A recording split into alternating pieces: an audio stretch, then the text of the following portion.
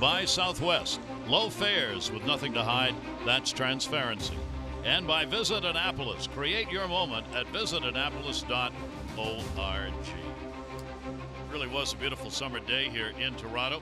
Game time temperature brought to you by BGE Home. We know more, we do more. Cooled off to 68 degrees. The roof is open.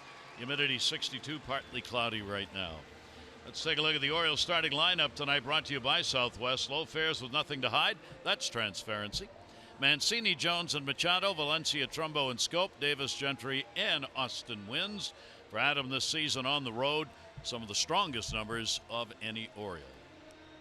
And let's take a look at Garcia's pitch arsenal tonight. The two-seam fastball, really his bread and butter pitch.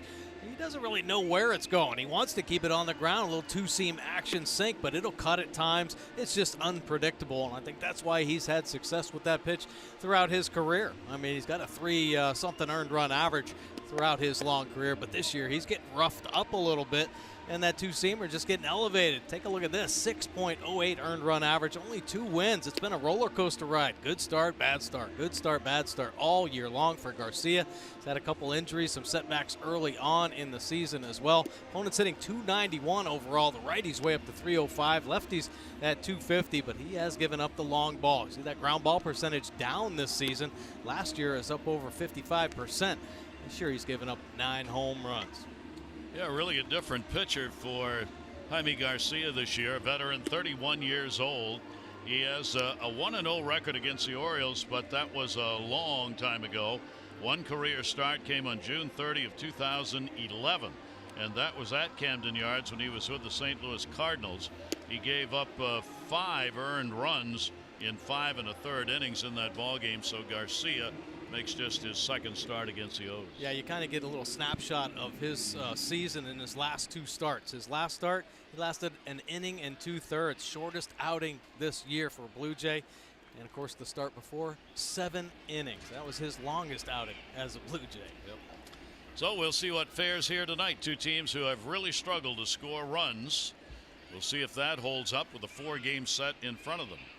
Here is Trey Mancini back in the leadoff spot for the Orioles as Buck Showalter continues to move folks around. And he will take the first pitch, and it is in there for a strike. For Trey on the year, in the first series, he went 4 for 12 against the Jays, increasing that average, career average, up to .315 lifetime against Toronto, with a couple of home runs against him. Left-hander's delivery is fouled off. And here in Toronto, woohoo! Yeah, we got a couple top birds for sure. Trey Mancini just mashing up here, .344 in his 9 games. Couple home runs, couple doubles. But how about Chris Davis, .302? He's had over 200 at bats, 18 home runs and 16 doubles. Looking for those two to do some damage up here. For Davis, some of the best numbers he's had against any ball club in his career. Trey Mancini and a breaking ball. Did he go? No. Tom Woodring, the umpire at first, held up on it, and a ball and 2 strikes. Well, the big breaking ball, he does have the slider, curve, and change to go along with that two-seam fastball. You see it held up by Mancini. A lot of sliders will be in the dirt. Maley, the catcher tonight, if Garcia's on, will spend a lot of time bouncing baseballs. Pitch on the way, and that's going to be a base hit down the line. He'll make a big turn. Hernandez to get it, and no play at second base, so a leadoff double. Trey Mancini. Don't tell me about the velocity. Tell me how far it didn't go, because that allowed me to get to second base. Absolutely, yeah. Not a lot of pace on that ball. His 10th double of the year. Just a little jam shot up over the head of the third baseman. Ursula, take a look here. Yeah, he knows it's a knock, and he is on his horse, digging right out of the box. Ball kind of dying out there down the left field line, and Mancini walking in. Oh, the Orioles with an extra base hit. They didn't have any of those in the 2 games against the Mets. They start the game out here with a double. And here's Adam Jones. This is where the Orioles offense has existed all year. Jones and Machado back-to-back in the lineup. Adams got a 3-game hit streak coming into this ball game. Mancini off second. Bunt showed. There's one of those bouncers that'll be held on to. Garcia has thrown 5 wild pitches this season. John Gibbons, the manager, was telling me before the game, says our catchers get beat up when Garcia's on the mound and is pitching well. Oh my gosh, how about that block? That was about 5 feet out in front of home plate. And real tough to make that block, but Bailey does a nice job. Infield is playing in at first and third, particularly Ursula at third base, looking for a bunt. Adam Jones, the runner's going to go. Play's going to be at first base. Diaz will make the throw, get the out. Good read by Mancini, one down. Now let's take a look at the defense behind Garcia. Here this evening, Hernandez, Grichuk, and Granderson roaming the outfield here at the Rogers Center. Diaz and Solarte turning two up the middle. Ursula over at third base, Smoke at first, and Melee doing the catching tonight. Yeah, you said it. A great read by Trey Mancini over there at third base. The chopper right directly to the shortstop, but just the pace of the ball allows Mancini to get over to third. Well, this is right where the Orioles wanted. The Orioles leader with runners in scoring positions got a runner at third. Machado's hitting .432 in these situations. He is second only to Gurriel of Houston, who's hitting .439. So a chance for the Orioles to get on the board. The infield will back up with one away, and the outfield deep and straight away.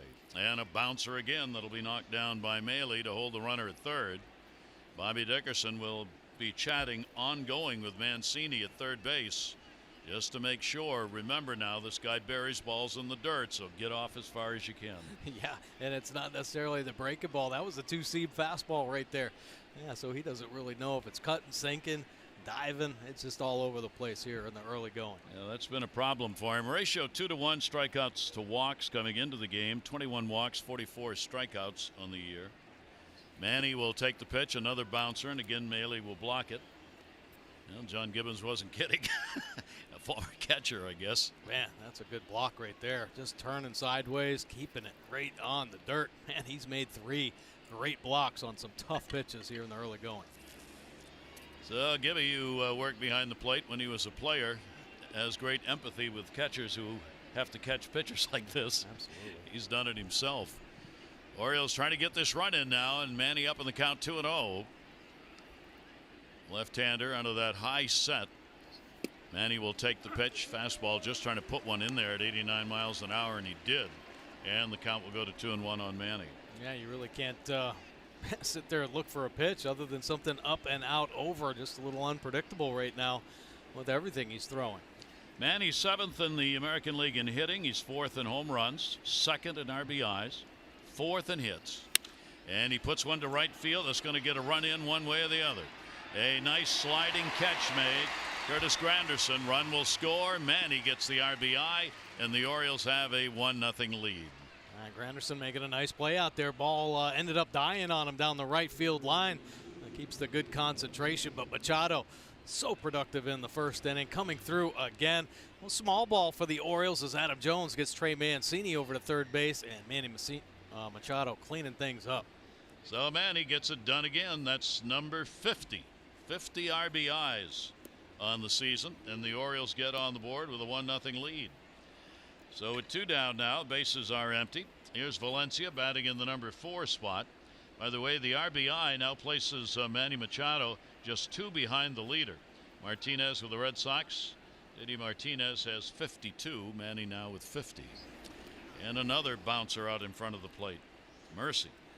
You're gonna dig a hole out front with balls that are bouncing onto Melee, the catcher. I can't believe he's making these blocks. I would say with nobody on, just let her go, man. I mean, he's beating himself up right now here. They got a long night ahead of me. Yes. It doesn't matter if they go to the backstop right now. Valencia has faced Garcia 2 for 5 off him, and that pitch is going to be in there for a strike. The Orioles against left-handed starters are 8-12 on the year. They actually have a higher average against left-handers, 254, than right-handers, 217. But they are 9th in the American League win percentage-wise against lefties. Another one that skips across the plate that time, and the count goes to 2-1.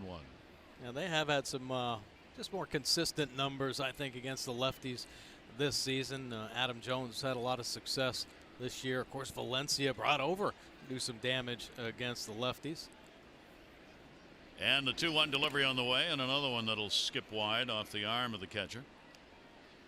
Wow, 3-1. Well, he's got a new style of blocking. Some of these are bouncing so far out in front of the plate that it's more of a stand-up block than get down on your knees and block it like you see most catchers do. Man, 4 out of the 5, he's had to stand straight up. Just amazing. You got to believe you can't last long in a ball game if you're going to throw that many in the dirt. And he got one to hit there. Danny would like to have that one back. Couldn't quite time it. And the count will go to 3 balls and 2 strikes. Yeah, effectively wild, I guess, why he missed that one. Opponent sitting 291 against him.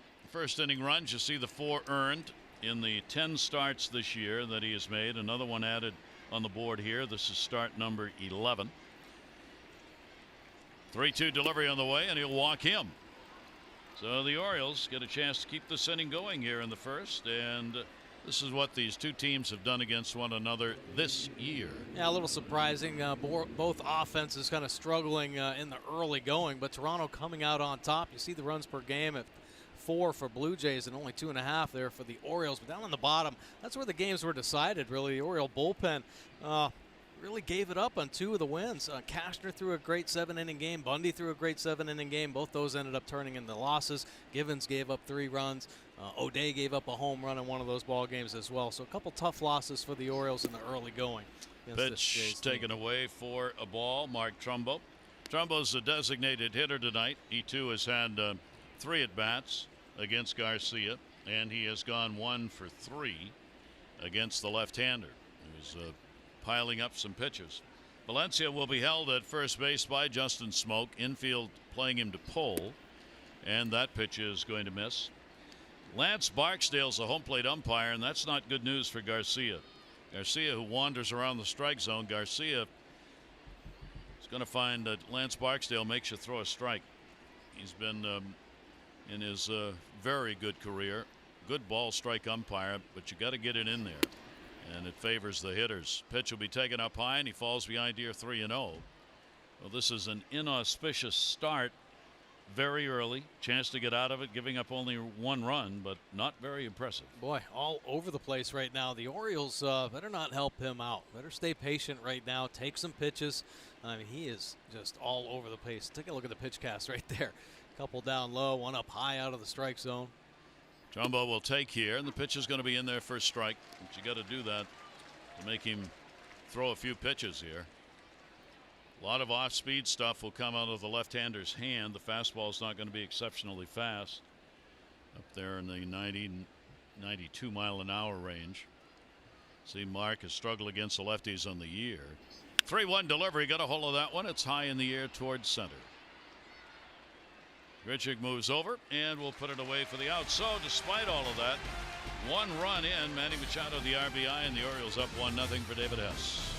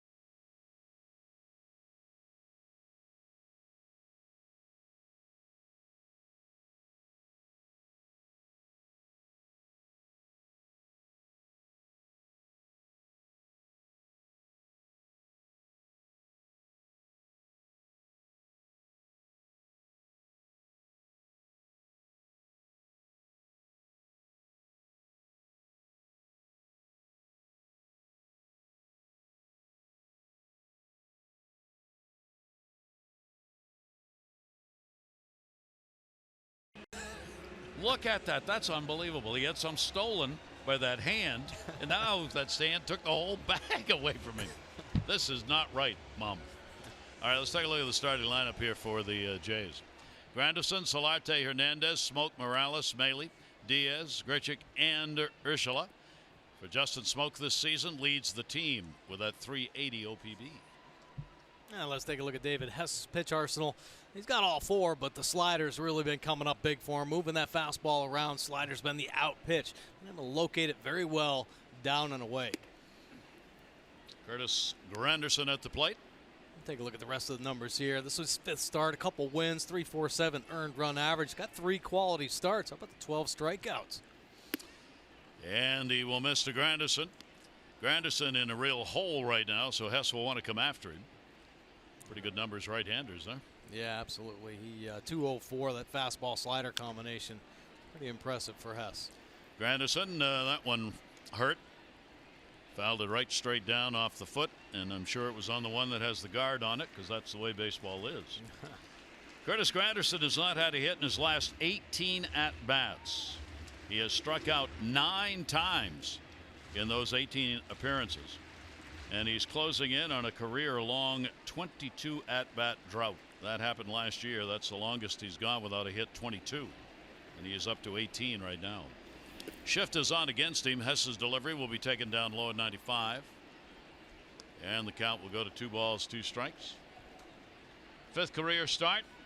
As we said, the last 2 have been outstanding. 12 2/3 innings, 1 run over those innings. Fouled away by Curtis Granderson.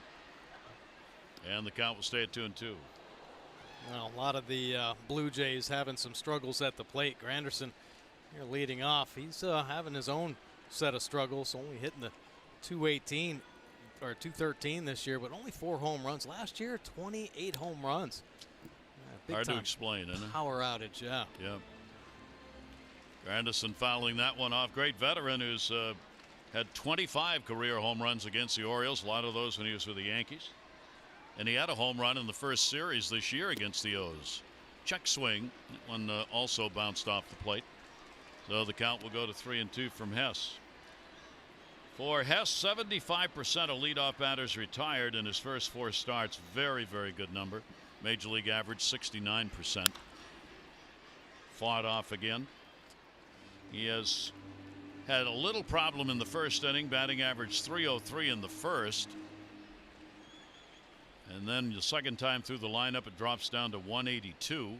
And then the third time, and there haven't been a lot of those, 261. So first time through has been a bit of a problem. In the air to right, that may take care of that. Ofer, goodbye home run. Curtis Granderson ends the 0 for 18 with a homer to tie the ball game. Wow, Granderson showing some bat speed right there. I think Hess going to the well one too many times, down and in. A dangerous lefty. Talking about the power outage, but boy, lefties like to drop the head on some down and in cheese.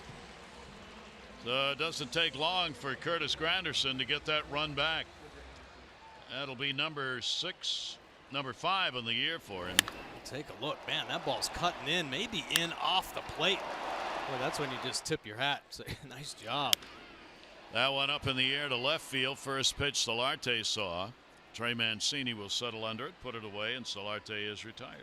Oh, Mancini making that play out in left field. Let's take a look at the rest of the Oriole defense. Jones and Gentry joining Trey. Machado and Scope up the middle, turn to 2. Valencia and Davis on the corners, and Austin Wynns making his second start tonight.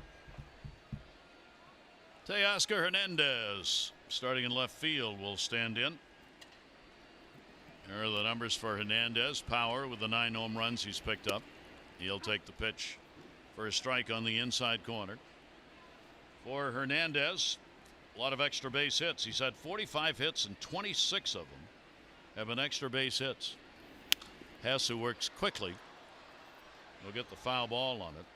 He's had 13 doubles, 4 triples. This tells you a bit about his speed and the 9 home runs. His percentage of extra base hits at 58% is the 5th highest in the majors. Breaking ball will be taken outside. 1 ball, 2 strike count. Yeah, starting to come into his own a little bit, getting a little bit more playing time. Last year had 8 home runs, so already surpassing the number with 9 right now. But see the big numbers against the O's. That'll be foul back. He did not play in the first series against the Orioles this year. So those numbers come from the past year, that 370 average against the Orioles with 1 home run. David Hess getting a look at the Toronto team for the first time in this 5th Major League start. 1 ball, 2 strike delivery. Little crossfire from David. He works from that third base side of the rubber. So he comes across a little bit on these right-handed batters. Yeah, he's got a natural cut on his fastball. You see the good velocity, 94, 95. That one just kind of diving down. But he's been real good working that on the outside corner. Off speed, had him way out in front. Back near the screen, and will run out of room. Wins came back to get it. Of all the ballparks in the majors right now, this ballpark, Rogers Center, probably has as much foul territory as any ballpark does. Yeah, most have been closed in by the addition of seats down at the field level, but not here. Yeah, make the stadiums a little bit more fan friendly. I think here at the Rogers Center, Oakland Coliseum, still a lot of the foul ground out there. Makes it a little tougher, and that too can lower the batting average quite a bit. 2-2 delivery on the way. That'll be fouled off. 94 on that one. So Hernandez making them work. The Jays lost 2 to the Yankees, including a 13-inning affair last night. There were no runs scored till the 13th inning. The Yankees got a couple of home runs to win it 3-0. So the Jays have lost 2 in a row, and they've lost 7 of their last 8 overall. 2-2 delivery taken outside on a breaking ball. Yeah, it's a team that's down right now. Yep. They're looking for a spark as well. I mean, I watched the end of that game last night, and you could tell they're a little flat. I mean, the offense not being as patient as we've seen this this Blue Jay offense in the past. And what's even more surprising to me, Mike, is they have lost 10 of the last 11 here at home. So they're really struggling here in Toronto. John Gibbons Ball Club at home now is 12-19. They've actually won 2 more games on the road than they have here in their home ballpark.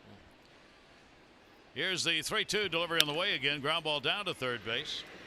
Ended up sticking to the dirt. Valencia makes the play on it. Hernandez is retired. What does this team look like? Yeah, take a look here. The offense, 224. That's 15th in the American League. That is not good. And, of course, the Blue Jays, you know, they've always had a powerhouse offense. The reason, big reason why they've stepped back, the starting earned run average, 5.19. That's 11th in the American League. All you hear about year after year, this rotation that they put together. Last year they weren't very healthy. That's why they stepped back. Well, this year they expected better things, and they're not there. Stroman's earned run average nearing 8 right now. Biagini's been thrust into some spot starts. His earned run average is way up there as well. Just a lack of consistency. A couple guys, Sanchez doing all right, Happ having another strong year. But for the bulk of the rotation, it has been tough. Justin Smoke, and he will take the pitch up. Another power hitter with the 33 RBIs. Smoke, their first baseman. It's always been a problem for the Orioles with the long ball. He's got 8 against the O's in his career. Hess will come inside, trying to keep those arms from being extended. The Orioles put the shift on, moving Jonathan Scope way out into right field. Outfield is shaded a bit towards left, actually. Here's the 2-1 by Hess. Another breaking ball that's going to miss inside. So Hess finding out the same thing Garcia did. I got a home plate umpire who's going to make me throw strikes, so yeah, I'm not going to get a lot of help on pitches that may be close but not quite. I think Hess has thrown more pitches now than Garcia. And a strike on the outside corner. Smoke was ready to go. That's a good fastball right there. Good pitcher's pitch. Dangerous hitter Smoke is. Well, he came into his own last season. You better make some quality pitches, and Hess does. And Smoke goes after a pitch that was probably ball 4, and he is out of there. So the home run by Granderson leading off the inning ties the game 1-1.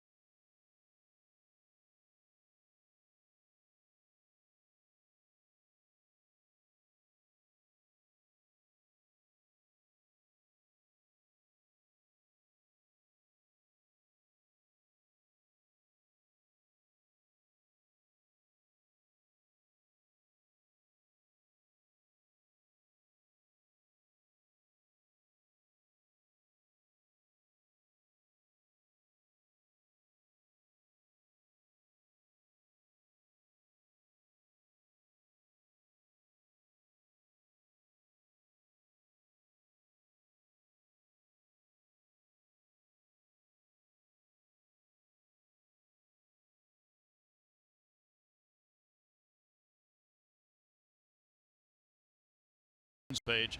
Tampa Bay struggling. They've lost 6 straight. They're the only team to have 3 or more 5-game winning streaks and 3 or more 5-game losing streaks. For Dustin Pedroia, he feels reassured. Visited the doctor, pain in the knee, no further damage, just a matter of recovery. Thursday supposed to be back working at it. And the Blue Jays are in a nightmare scenario with the Yankees Red Sox getting scarier. That off Sportsnet Canada. Jeff Blair had a good article. I thought some interesting points made in that article, saying that the Jays, and actually you can say the same with the Orioles right now, the Red Sox Yankees are so far ahead in the garnering of talent, their systems are so far ahead of the Jays, that for the next few years you begin to wonder, can anybody compete with them in the division, period. Well, you hope you have good drafts, that's for sure. But as far as competing with starting pitching, it seems like they're stockpiling. Teams with the money are just loading up on the pitching. They're taking all the top arms. Yep. Yeah, it is, when you think about it, kind of scary for the other teams in the division, and in fact in the whole league. I mean, Houston's probably up there, but I don't think anybody else is comparable to the Red Sox Yankees except Houston. No, I agree. Those are the 3 teams that are always talked about. And they're young, and they've got outstanding talent, so it's interesting. Jonathan Scope, Lord Almighty. It's a 3-ball, 1-strike count. This is good news for Scopey in this at-bat, because one of the things he has not done this year is take pitches. Scope has been one of the most frequent to swing at the first pitch and all others in the league. Shortstop Diaz has got a real good arm. Nice play. That's a nice play. Scope retired. Ground ball. Well, our Maryland Lottery contestant of the game is Michael Walsh from Hamden. He's won $500 to being selected. $500 more for every Orioles home run hit tonight. Play Home Run Rich's Scratch House went up to $50,000.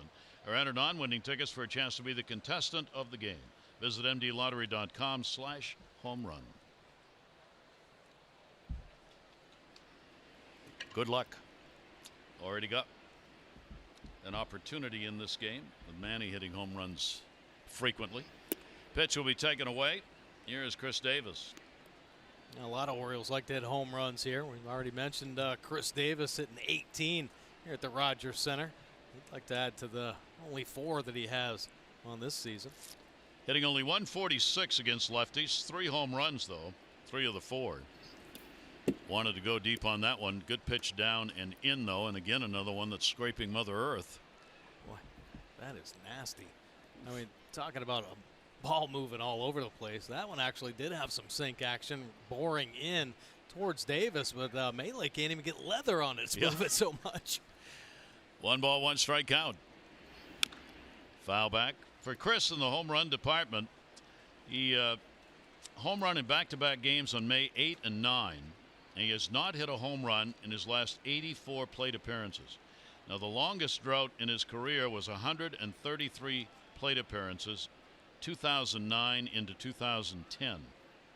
He's up to 84 right now. Takes the pitch, and it is inside. A lot of off-speed stuff. Yeah, how about the lowest average on low pitches? Russell Martin for the Blue Jays at .075. There's Alvarez at .088, and Chris Davis .120. Low batting average on low pitches. Better get it up, boys, up around the belt. 2-2 delivery and a wild swing and a pitch in the dirt away. Maley will make the toss down for the assist. Strikeout recorded. First picked up by Garcia, and there are 2 down. Well, we already showed the average on low pitches. Where are they targeting? How about the pitch cast showing every pitch down below the strike zone, and Davis chasing once again. So Chris out of there, 2 down. Greg Gentry will come to the plate. Greg trying to get some at-bats here in June. He's only had 1 at-bat so far in the month of June and has gone 0 for 1. Getting the start in right field. It is his 10th start in right field for the Orioles. Ursulov moved in at third base, looking maybe for a bunt, and now he backs way up. 0 on the count on Gentry. Boy, you can see why you'd hang with Garcia for a while. If he ever had any control over these pitches to any degree, he would be tough. Yeah. Snagged by Maley. And a 1 ball, 1 strike count. 10 starts, 47 innings work, so he's not been long to stay in games. giving up more hits than innings pitched. 55 hits, 47 innings, and that big 6+ ERA. So Gentry will work from behind in the count. 1-ball, 2-strike count on him. Orioles 19-41. They are 23 games out. Toronto's 26, 16.5 games out with the 26 wins that they have picked up on the season. And they in a pretty big downturn right now. 26-35 on the year. And another wild cut. And another assist. So Mailey's doing the job. 2 strikeouts in the inning and a 1-2-3 clean inning here in Toronto.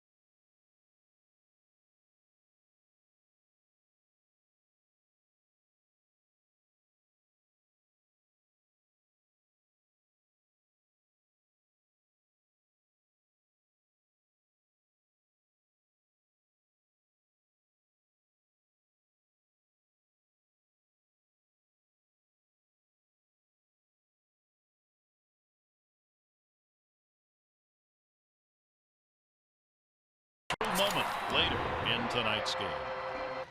CN Tower just outside the Rogers Center ballpark. We go to the bottom half of the second inning, tied at 1-1. This man and his son have combined for the most points and the most goals in National Hockey League history. His son has them all, but that's Walter.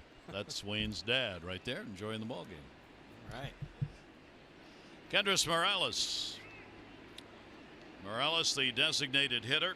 In the first series between these two teams, he had only one at bat, went 1 for 1, but he's a big .314 lifetime hitter against the Orioles with 10 home runs. Yeah. And yet another bat. Look at that average. I know. It's 196. I mean, he's a career .270 hitter in 10 years in big leagues. Pitch taken away.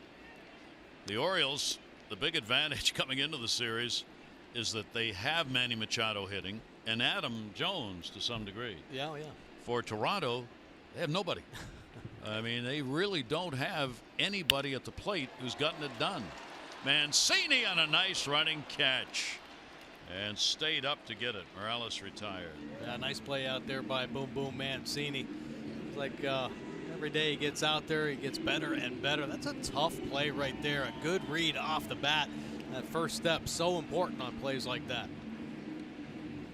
Trey makes the catch, and that'll bring Mailey to the plate. Mailey has already done yeoman's work behind it.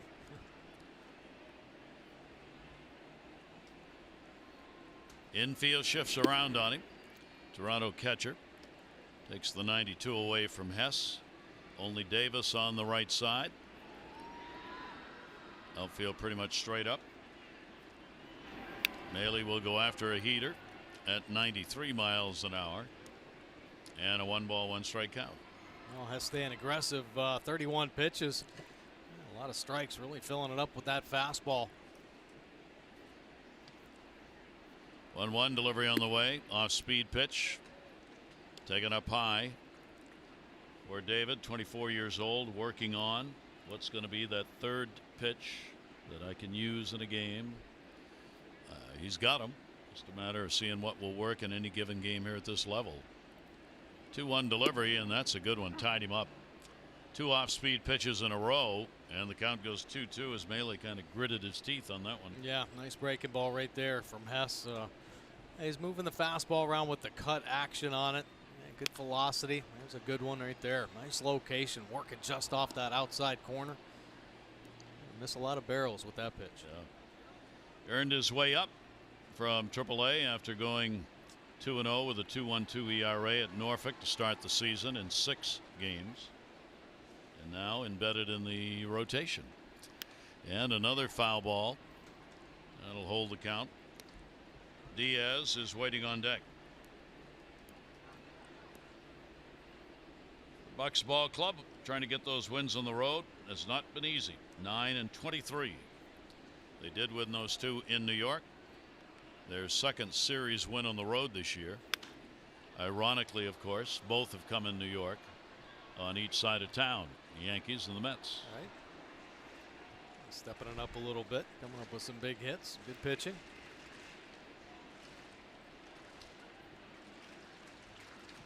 Two ball, 2 strike count.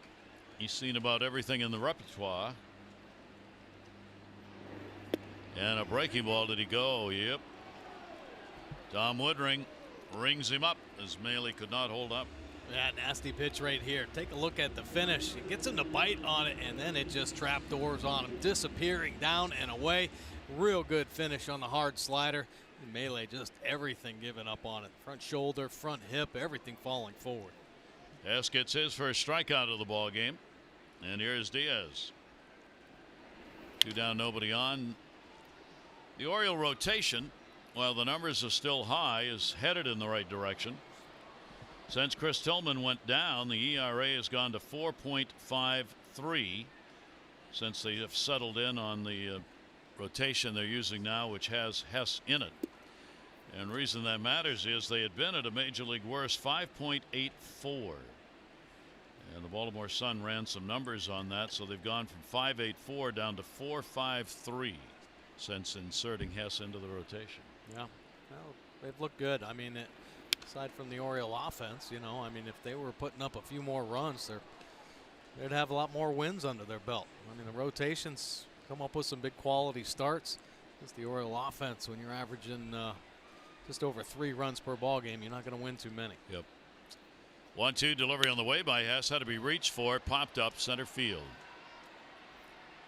Adam Jones quietly comes in and puts it away. A 1-2-3 inning. We've completed 2 here in Toronto. 1-1.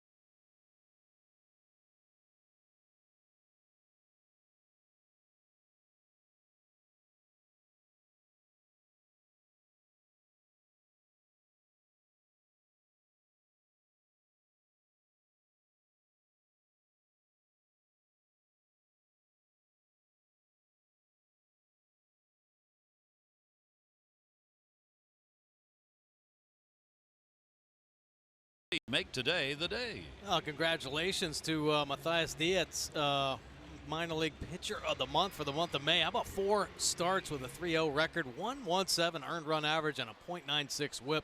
Pretty impressive stuff right there. Mid-90s fastball, but touches 98. uses his size to create a good angle. Well, he's 6'5", 220. Yeah, big kid, only 22 years old, and he's doing some damage down there in Delmarva. Congratulations. It's a pretty good month. Yeah, it is. Wow. Ground ball down to third. First ball seen. Austin wins. And he will be thrown up. Ursula makes the play. And the Orioles will go back to the top of the order.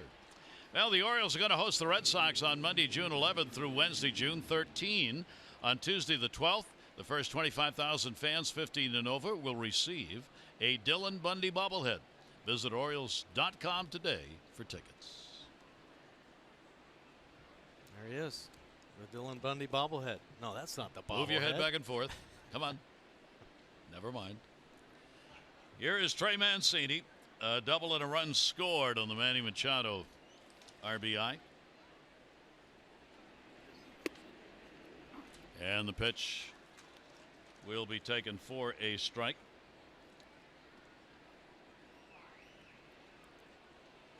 Trey at the 234 mark, as you see, just trying to get the bat going, looking for consistency.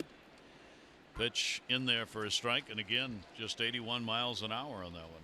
Yeah, well, his fastball's all over the place. He does have enough secondary pitches really to keep hitters honest. You just have to stay back and look up. Trey Mancini, even though he took that strike right there, it was a nice tall take. He wasn't trying to do too much, just see the ball. 0-2, and he got him. Dropped that pitch down to the knees at 91 miles an hour. It may be the best fastball he's thrown location-wise. Absolutely. I mean, he's been all over the place, and then he makes this Hall of Fame pitch, a little backdoor cutter. 91 miles an hour, mixing it up to Mancini and just painting the edge. Nice pitch from Garcia. You see that angle he creates, getting on top. A little hidden ball trick behind the head and working the edge there.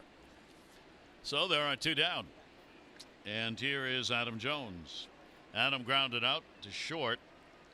First time to the plate. Straight up defense against Adam.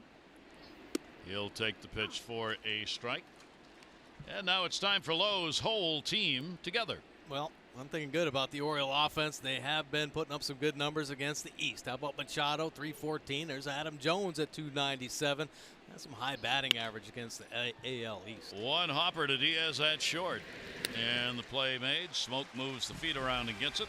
And a 1-2-3 inning. It remains a 1-1 ball game.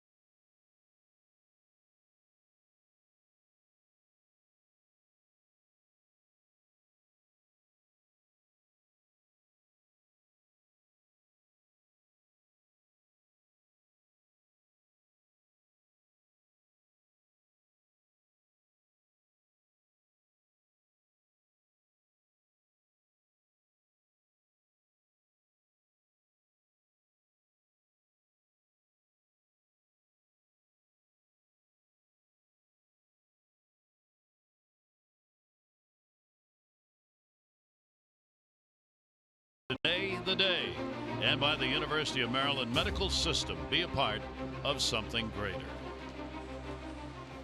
Looking in from the lake and to downtown Toronto. And here a 1-1 ball game with the pitchers trying to take command early. The home run by Granderson, leadoff homer off Hess. The only run up there for Toronto, and the sac fly by Manny Machado, the run for the Orioles. Grichuk will stand in and immediately puts one down the line. He's going to make a turn, not particularly fast. Mancini's got a shot. Scope takes a look. Can't get him. Lead-off double, first pitch. Wow. Oh, ambush piece right there. Fourth double of the season.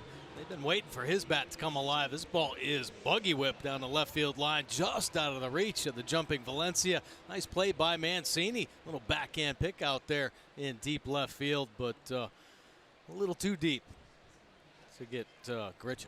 So a runner on at second with nobody out, and the number 9 hitter, the third baseman, Urshela, stands in. Urshela was picked up from the Indians on May 9 for cash and a player to be named later. Just because of all the injuries they have had, they needed an infielder, and they got him.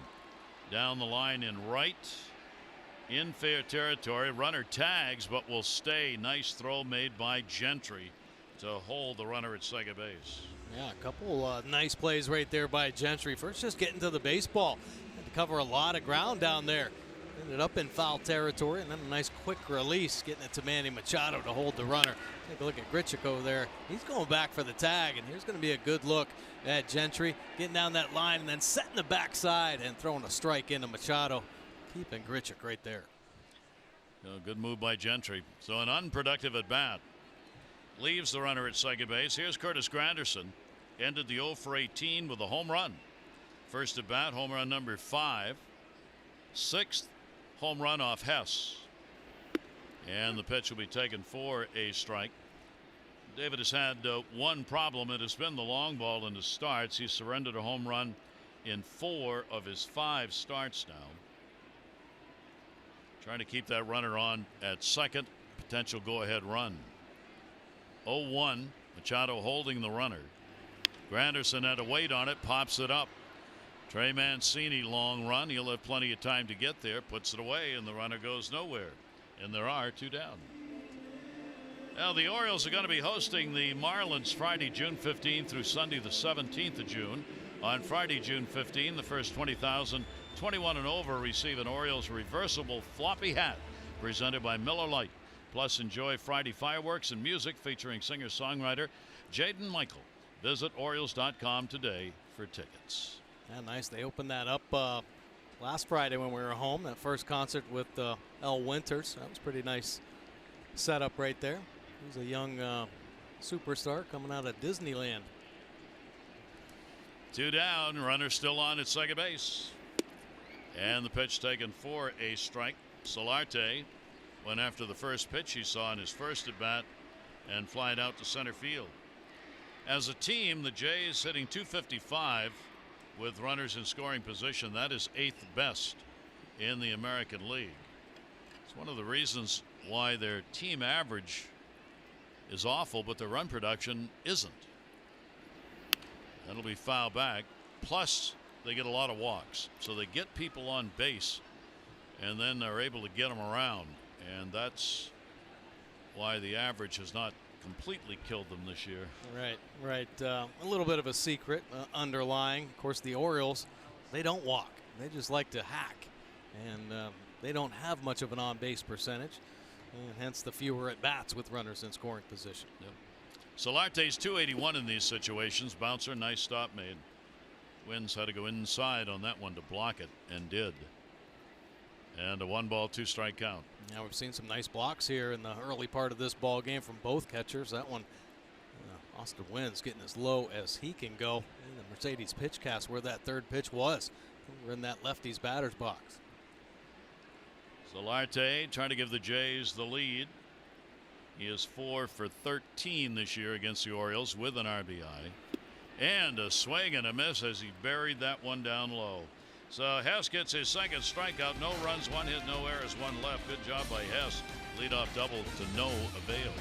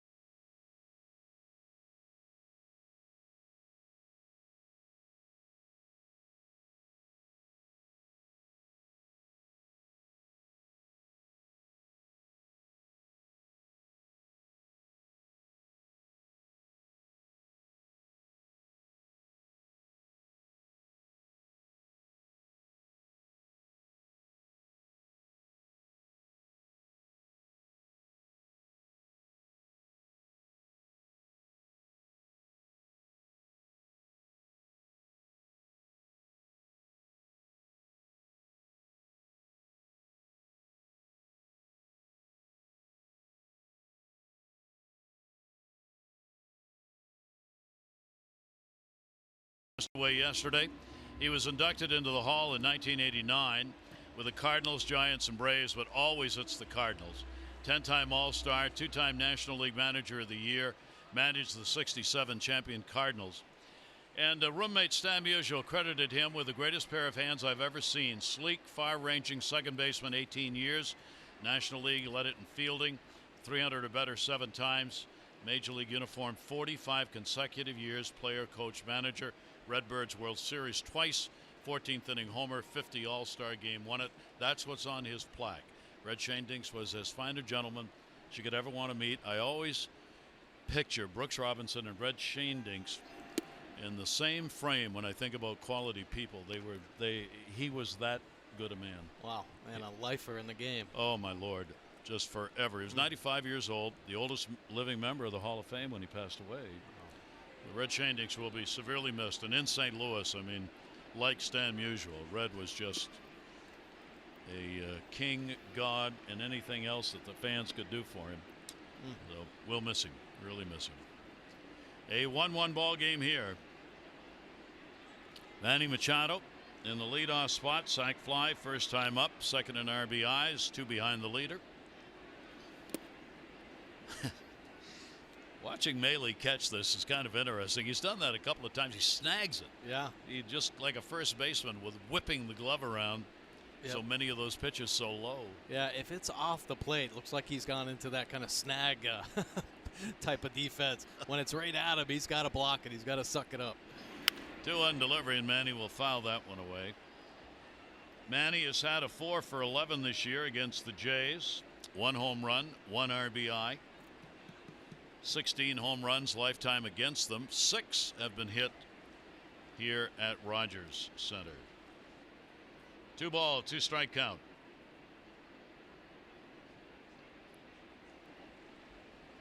Garcia slowing it down with Manny at the plate. And another one bounced out in front. Manny turns away. He was worried about getting hit. Oh, heck yeah. I mean, how do you dig in, first of all? Take a look at Melee and this type of block. Yeah, this one bouncing on the plate, so he's got to stand up and take it just above the jewels there. Lord. 3 ball, 2 strike count. And then he gets one in. Boy. That'll be hauled in by Hernandez. Manny is retired. A couple more innings, and I'll be calling Garcia the survivor. I'm telling you. That's what he appears to be. Wow. I mean, this is the definition of effectively wild. Yeah. I mean, the Oriole hitters really can't dig in. It's all over the place. Pitches going everywhere. Really as unpredictable as we've seen. So 1 away. He retired the side in order in the 3rd. He faced only 3 in the 2nd inning. He's mowing them down after the Valencia walk. No Oriole has reached base. Here's Danny. 4th inning. Danny got his walk in the 1st. That's going to go to center for a base hit. Valencia against left-handers. Well, you get a pitch up where he can see it, and he's not going to miss it. Yeah, he spanked that one. Real nice swing right there. A fastball up at the top of the zone. He kept a flat bat through the zone. Take a look right here. Elevated pitch. Not a lot of dip there, and he catches it out in front. This ball is hit hard right back through the box. Nice swing by Valencia. So Danny's on. Valencia gets the Orioles' 2nd hit. Each team with 2 now. Mark Trumbo coming up. He flied to center field his first time up.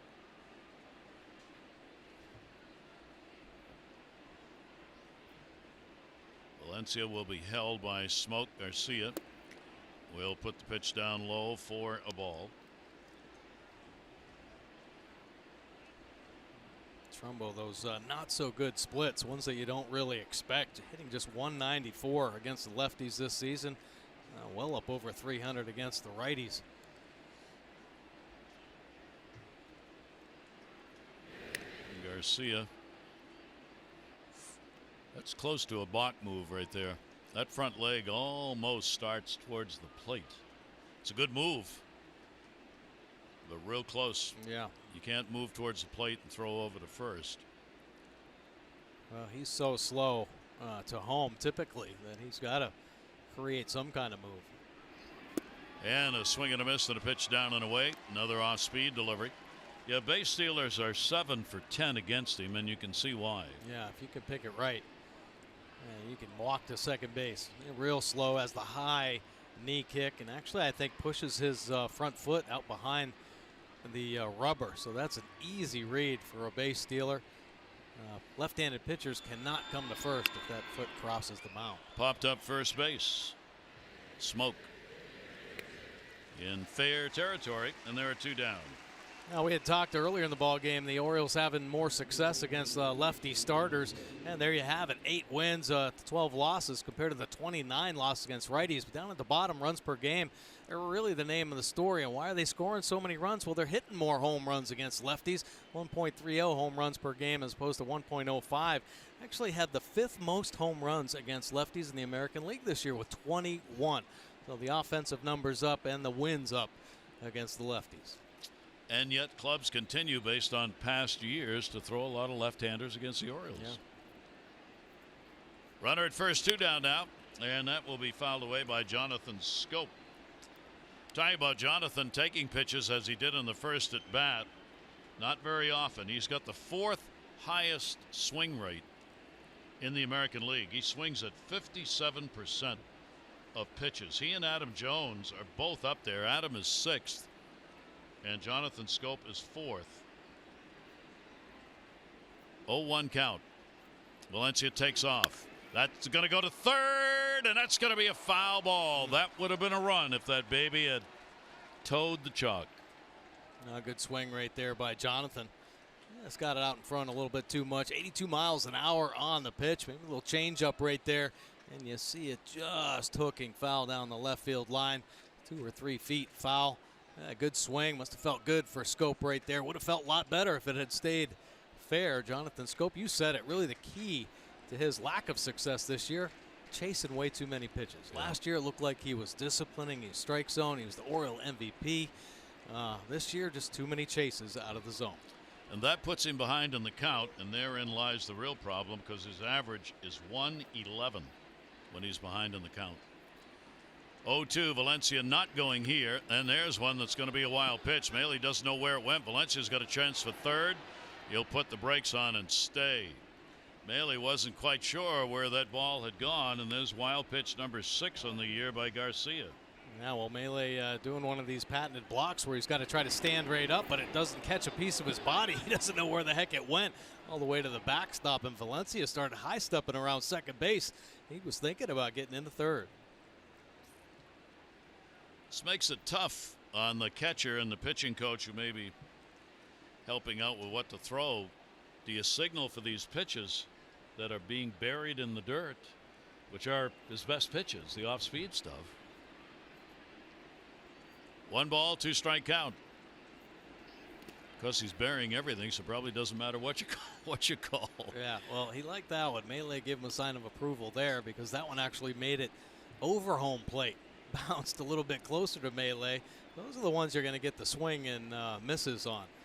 These bounces out in front, those are just non-competitive pitches. He's already made about 8 of those pitches in this ball game. A 2 ball, 2 strike count. Jonathan trying to work it. You see Maile not giving the signs here as he's keeping the pace of Garcia slowed down. Solarte, the second baseman, trying to hold Valencia a little bit close. He swung around that way. 2-2 delivery on the way, and the off-speed pitch just missed. Another one Maile liked. And the count goes full, 3-2. Man, that's the thing. I mean, he's all over the place, and then he just paints a Hall of Fame pitch on you. Nasty breaking ball right there. Jonathan Schoop with a good take, but I don't know if he may have gotten fooled on that. You see where the 5th pitch ends up. A little too close to take for me with 2 strikes. So an RBI opportunity here with a count at 3-2. Jonathan has had his problems this year in these situations with the Orioles, hitting just 167. But here he will draw the walk. Good patience at the plate that time, and the Orioles get runners at first and second. Yeah, nicely done by Jonathan Schoop. Saw a lot of pitches right there. Had a couple good swings in that AB as well. And that will bring up Chris Davis. 2 on and 2 down in a 1-1 ball game. First week of June for Chris hitting 143 so far this month. Looking for an RBI or two in this at bat. And you know the base runners are looking for a ball in the dirt. Boy, get into second and third, and then look again, as he has been. Seems like bouncing one or two to every hitter. Yep. Pitch will be in the outside corner, well located for a strike. Solarte deep in right field, the second baseman. Oriole base runners. Jonathan Scope can get a real good secondary lead at first. Smokes guarding the line and deep with the left-hander Davis up. 0-1 delivery on the way. Off speed, heading way out in front. 0-2. Good pitch for Davis to hit right there. It's a little slower than usual. Only 81 miles an hour, the slow hook. And Davis getting out in front of him. So Garcia trying to work his way through. He's having to pitch. I mean, there's no overpowering stuff here. This is just trying to keep the hitters off balance and get them to swing at pitches he wants them to swing at. Yeah, if he's not bouncing, he's making some pretty good pitches. Obviously very effective. You know, he this year with the elevated earned run average is way off what he's done in his career. His career a 3.69. Again, had him out in front. That'll be fouled off. So he's had some, I mean, a lot of success at the major league level. 67 and 55 with a 3.69 earned run average is pretty darn good in the major leagues. Yeah, this year it is. All the numbers are up. I mean, the batting average by opponents has jumped 30 points from 291. It is at 291 from 261 last year. That's an enormous jump. Runner in scoring positions up to 306 this season. And the Orioles have that situation here. 0-2, 2 down. Chris Davis, 1-1 game. Reaching again, fouls it off. He keeps throwing 80 to 82 miles an hour to Chris. Yeah, softening him up, down and away. Nice job by Chris Davis right there, battling with the two strikes. Very rarely do you see him just keep fighting through, actually use his legs and upper body to go down and fight off a pitch. Nice job by Davis, because that was a nasty breaking ball, finishing up down and away. The question of whether do you dare to throw a fastball to Chris Davis. 0-2 count. See if he tries to bury one here and get Chris to go after it. Runners off first and second base. And that's what he did. Another play that's going to require an assist, and he'll get it. That's 4 strikeouts, no runs, 1 hit, no errors, 2 left on base. Ball game tied at 1.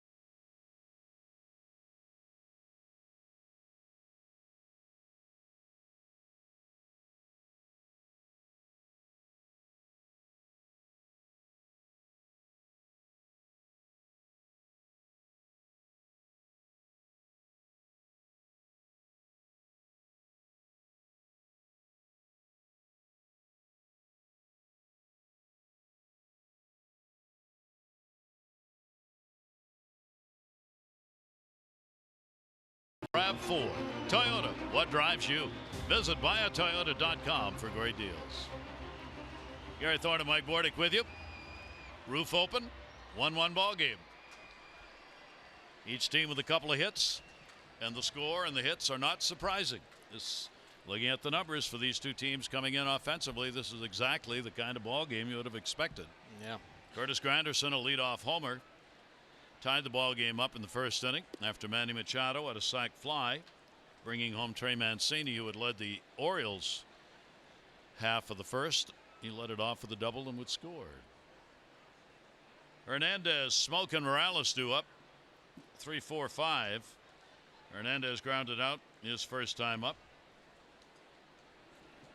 And a 2-0 count on him. Hess has walked none, struck out 2. Garcia's walked 2 and struck out 4. Infield moved around, playing him to pull a little bit. Pitch up. I was looking at the strikeouts for Garcia. 3 of the 4 have been in the dirt and have required a catcher's assist to get the out. Absolutely. That's the way he's throwing it. Yeah. Hess with a 3-0. And he was swinging, and he fouls it off for his strike. So you're hoping to catch one and get one out of the ballpark. Boy, that's what it is, right? Isn't that the name of the game right now? Swing hard. You got 3 chances, try to hit a home run. And some of these weaker offenses continue to try to do that. Look at some of the the runs in this ball game. Obviously, Granderson with the home run, but the Orioles playing the small ball earlier to manufacture a run. You would think that would be an automatic take. 3-0, especially a leadoff hitter that's trying to get some runs on the board. Well, there's the first walk surrendered by Hess, and it's the ever dangerous leadoff walk in an inning. So Hernandez on with a free pass. That'll bring up Smoke, a strikeout victim, his first time up.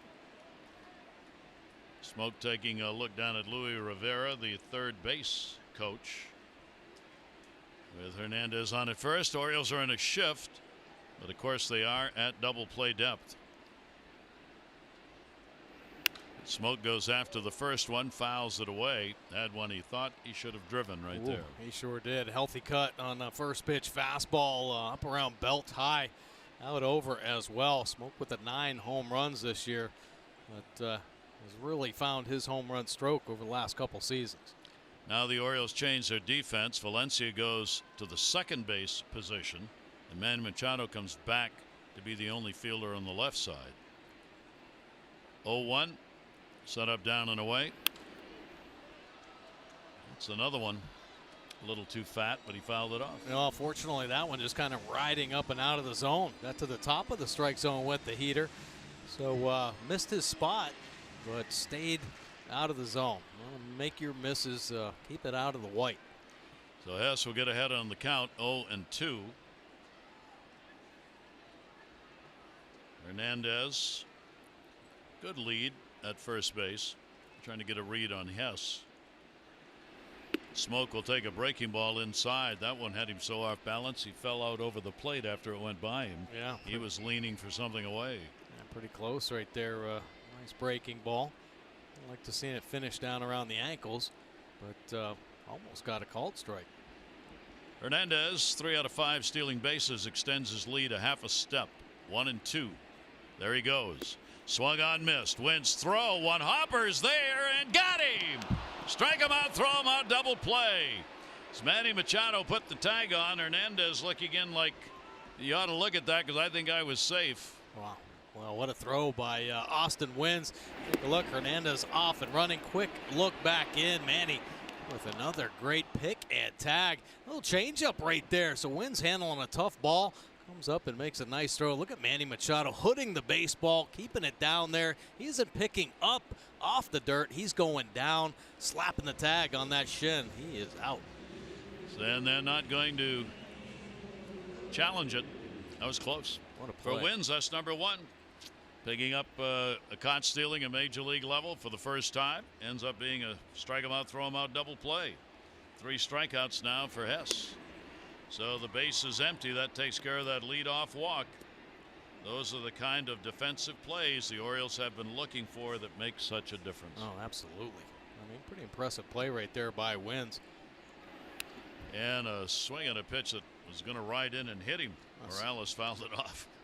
Now Wins a solid defender with a strong arm, and of course Manny Machado making some picks out there at second base like nobody's business. Wins threw out 38% of base stealers last year. Very high percentage. 1-1 delivery. Not much question about the arm. Look at the pitch he had to handle. It was a changeup. working down in the zone, so actually had to scoop it. I think a basket catch in there, and then somehow make that clean transfer and the strong throw. And Manny with the tag. And the off-speed delivery gets him swinging, so Morales all over the place on this at bat. Not close on the first two cuts. Now the breaking ball here, moving the ball all around. He finally gets one on the white, but it's got some good movement, good finishing movement in the zone. That'll go where nobody is, where no man has stepped before. It'll be a base hit. Morales rolls it against the shift down the third base side, and he's got an infield single. Boy, you take what you can get when you're struggling. Hess making a couple good pitches with the off speed, and Morales just a little quick on it, right off the end of the bat. Of course, the defense shifted around, so wide open over there. That ball just spinning out into the outfield turf.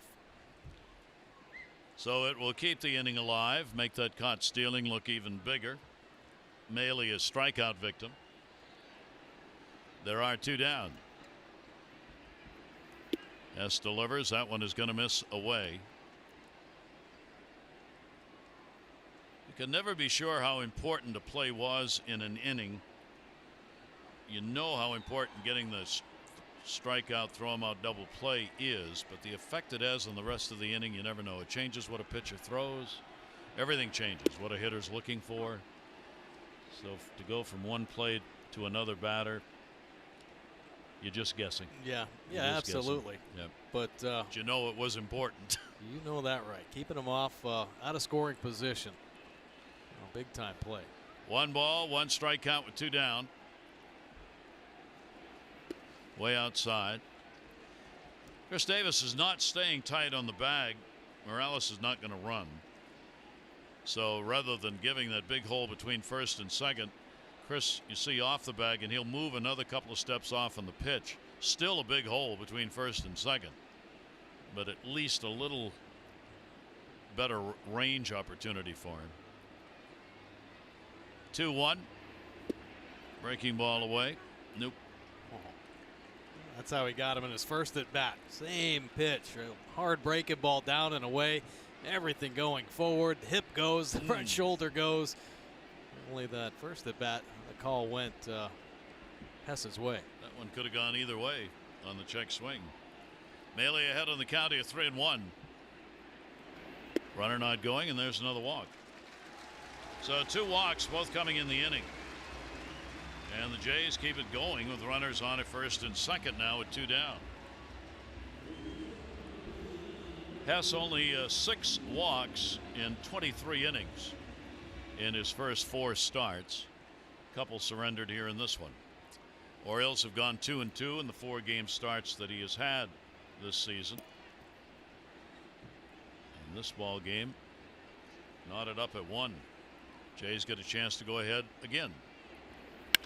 Ball in the air, center field. Adam Jones going back on it. He's got it lined up, and he'll put it away.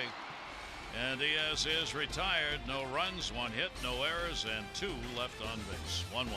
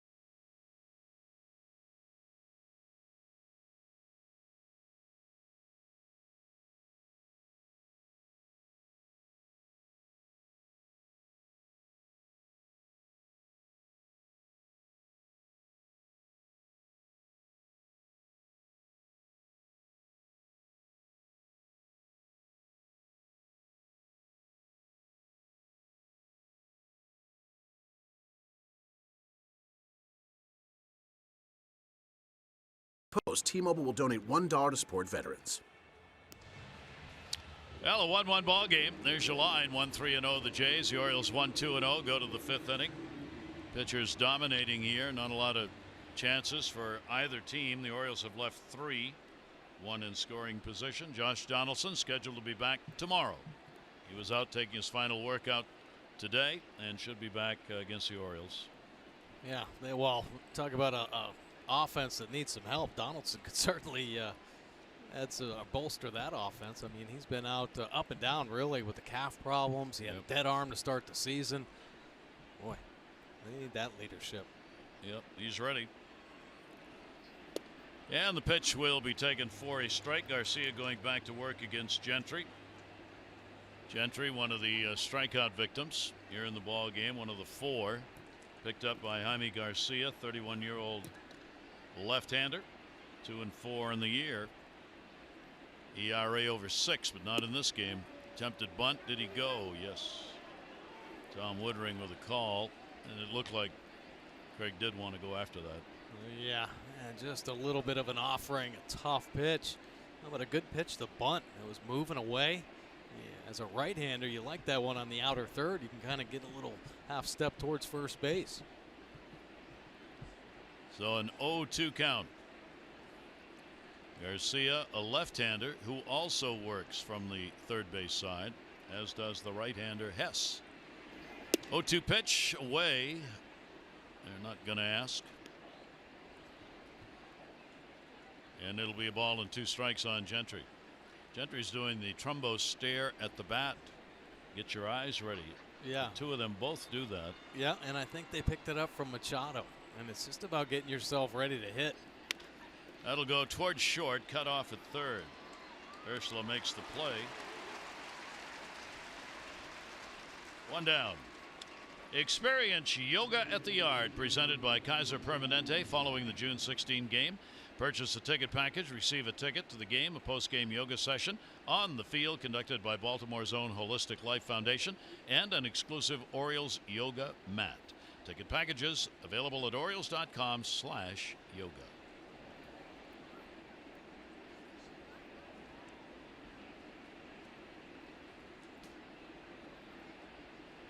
Oriole catcher Wynn stands in. Austin Wynns take the pitch down low, grounded out.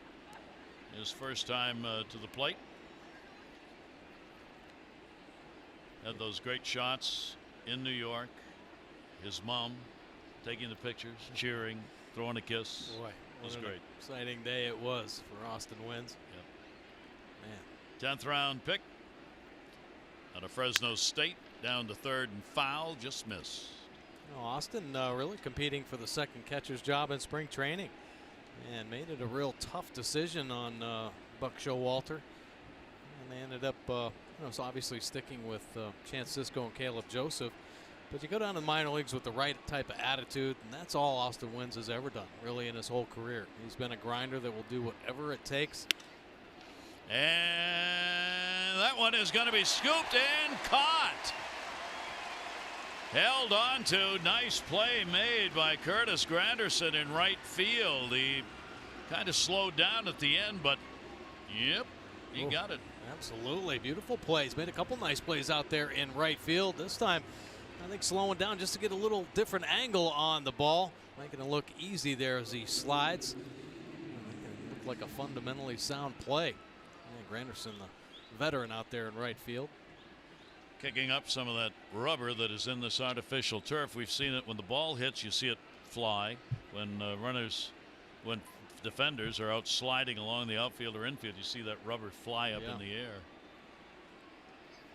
And a swing and a miss on a pitch down and away. Trey Mancini double. Called out on strike, scored the Orioles run in that first inning. Jones, a ground ball, moved him up to third. Sac fly Manny Machado. 0-1 delivery. Mancini started. It's a strike anyway. 0-2. Yeah. Garcia makes some nasty pitches. I know we've talked about his wild pitches, the balls he's bounced out in front of the plate, but he's getting some really good movement right on the dish. His two-seamer, playing a little two-seam change-up off it. He's cutting his fastball as well. And goes even slower to get the strikeout. So he retires the side in order. We go to the bottom of the 5th inning. Pitchers dominating with pitches like that. 1-1.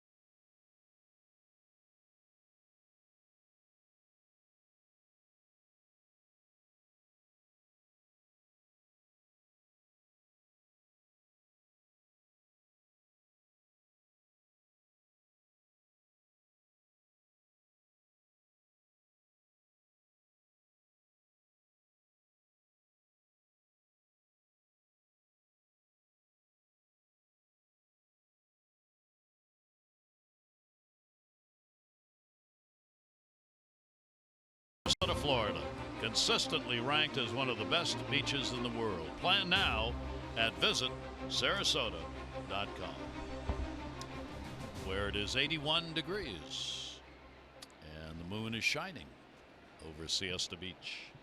Orioles and Jays tied at 1-1. David Hess, another fine performance. 2 real good back-to-back starts coming into this game and being continued here. He had him against Washington and Tampa Bay. Breaking ball is in there for a strike. Good off-speed pitch.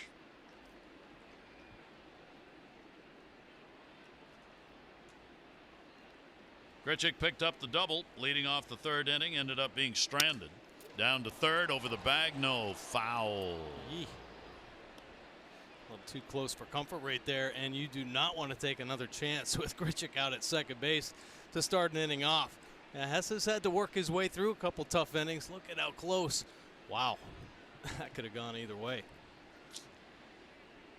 3 out of 4 innings, the Jays have had the leadoff man on base. Yeah, Hess has had to come up with some big pitches. We mentioned how Hess in the first 4 starts retired 75% of leadoff batters. 0-2 pitch on the way. Came in with heat away at 93. So he's got 8, 9, and 1 in the order. Bottom half of the 5th inning. 2 teams struggling to get runs up on the board. Just get runners on. 1-2 breaking ball. One bounced off the plate. He gave it a long look, but not quite. Orioles good news today. Buck Showalter saying before the game, Zach Britton's all but ready to go. He's going to go back-to-back Sunday, Monday, and then will be ready to be activated. That's great news. And Darren O'Day probably back on Saturday. And the Orioles get some of that pen back that will really help spread out the workload. Absolutely. You know, without Zach Britton, it really disrupts the whole bullpen. And I think the Blue Jays kind of in the same situation. They've lost Osuna, unfortunately, some legal problems. But yeah, that's disrupted their whole bullpen. That's a ground ball of the broken bat. Manny will hustle it over. 1 down here in the 5th inning. Well, the Orioles host the Marlins on Friday, June 15th through the 17th. On Sunday, June 17th, the first 20,000 fans 18 and over will receive a Father's Day necktie. Plus, the kids run the bases, presented by Weiss Markets after the game. Visit Orioles.com today for tickets. And don't forget, all season long, kids 9 and under, if you buy an upper reserve seat, you can bring 2 youngsters free of charge. Pitch is taken for a strike. Inside corner. Ursula getting the start at 3rd base.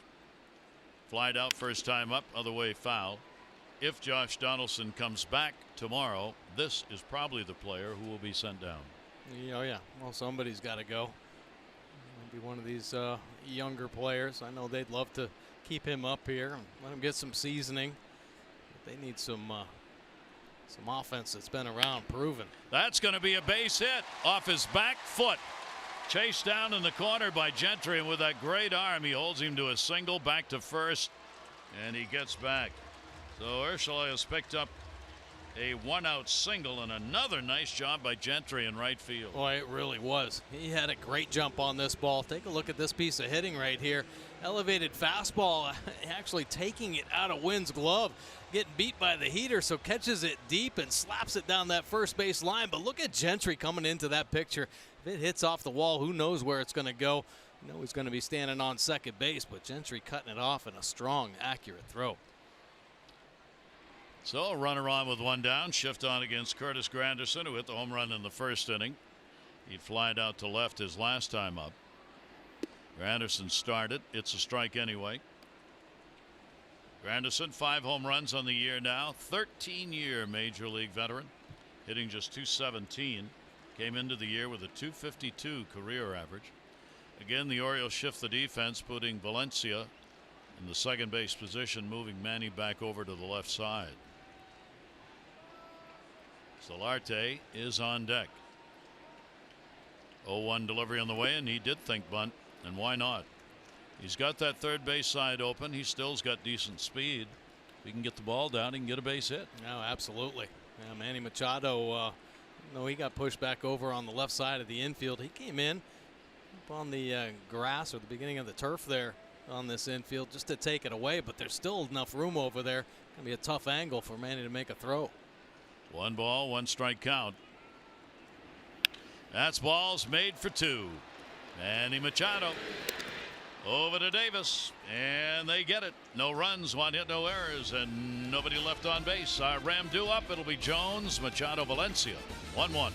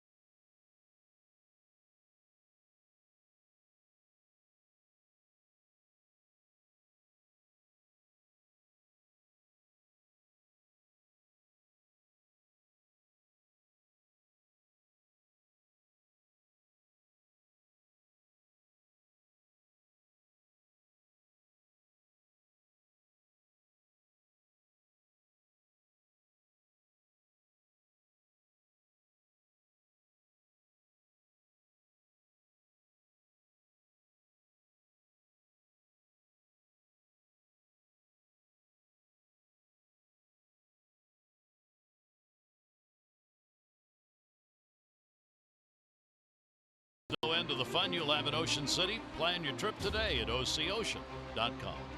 And by Royal Farms. Pick up your ROFO rewards card today at any Royal Farms to save on gas and to start earning points for free stuff. Details in store. Rogers Center, Gargoyles. Quoting Mr. Lincoln. So now, what, they had that printed up? That's pretty good. Yeah. Well, it's been divided 1-1 so far. 1-4-0 for Toronto. 1-2-0 for the Orioles. Orioles bat here in the top half of the 6th inning. And a ground ball just foul. Adam Jones bidding for an extra base hit the other way. Yeah. Just missing it down there. Orioles have gone 0 for 2 with runners in scoring position, leaving a couple on. The Jays have gone 0 for 4. They've left 3 on base. Adams grounded out to short twice. Some teams have put the infield around on him. some not. In this case, it's moved a little bit, but not all the way around into a shift. Inside corner strike. And he gets ahead of him 0-2. Wow. Well, Adam with the big numbers this season against lefties. And into this ball game up over 330, pushing 340. Garcia will get a chopper over his head. Shortstop charging. He has the pick. Nice play. Seen some good D on both teams' parts here in this game. The Orioles host the Mariners on Monday, June 25 through Thursday the 28th. On Monday, first 25,000 fans 15 and over receive a Buck Snowalter Snow Globe celebrating halfway to Christmas at Oriole Park. Visit Orioles.com today for tickets. Buck is not feeling well and probably shouldn't even be here, but you're not going to tell him that. He's got the bug and he's bad cough. And yeah. Chest is filled up. And I think his head feels like he's in that snow globe. Yeah, it does. Yeah, he's really not feeling well. And that's going to be a base hit into center field. Manny Machado. He really didn't get good timing on that, but he was able to drive the ball that he could get the bat on, and the Orioles have a one-out single. Yeah, kept a flat bat through the zone right there. A good recipe for more success offensively, just off the end of the bat. I'm telling you, Garcia's stuff's moving all over the place. Oh, Manny Machado finding a way to pick up some knocks. So Manny is on at first. The Orioles get their third hit. And that will bring up Danny Valencia, who has one of them. Valencia base hit last time up. He walked his first time to the plate. And he continues up there, of course, in the hit department. He's been in contention all season long to be in that top 10. He is 76th hit. He is 4th behind Altuve, who's got 85. Turnover pitch is going to be outside for a ball. Valencia, then Trumbo. How many games have we seen where the Orioles and or the opposing team has scored in the first inning and then nothing happens till late in the game? Yeah. So many of those this year, and that's what's happening in this ball game as we're in the 6th. 1-0. That's there for a strike. Well, the Orioles, a couple low scoring games here recently. It might be time to start putting on a hit and run. Just shaking things up a little bit. Move things around. Put some runners in motion. I know Valencia's got the big time power, but hey, man, this offense needs a spark. Needs a lift. Shake it up somehow. 1 ball, 1 strike delivery to him. Went for the outside corner and got it. Danny didn't think so. And Garcia gets the count to 1-2. Boy, this is what we're talking about. Garcia making these Hall of Fame pitches at times. Nasty little turnover, two-seam fastball, 88 miles an hour, catching that outside corner. Perfect pitcher's pitch. Machado held at first by Smoke, not getting a big lead. Manny, very little running on the base paths, stealing wise anymore. And the 1-2 hit hard to center field. That'll turn him around. Gritzig back, and he'll make the catch shy of the warning track. Manny was all the way down to second. He'll go back. Well, Valencia's got Garcia timed up. Hit it hard, but the biggest part of the ballpark. Yeah, that ball was covered right there by Valencia. Real nice play by Grichuk out in center field. Of course, we're used to seeing Pilar out there. It's only the second start for Grichuk in center this year.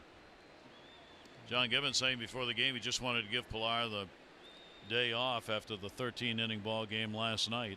And Pilar's been out there for so many. Said, I got to get some of these guys off the bench and give them a chance. Yeah.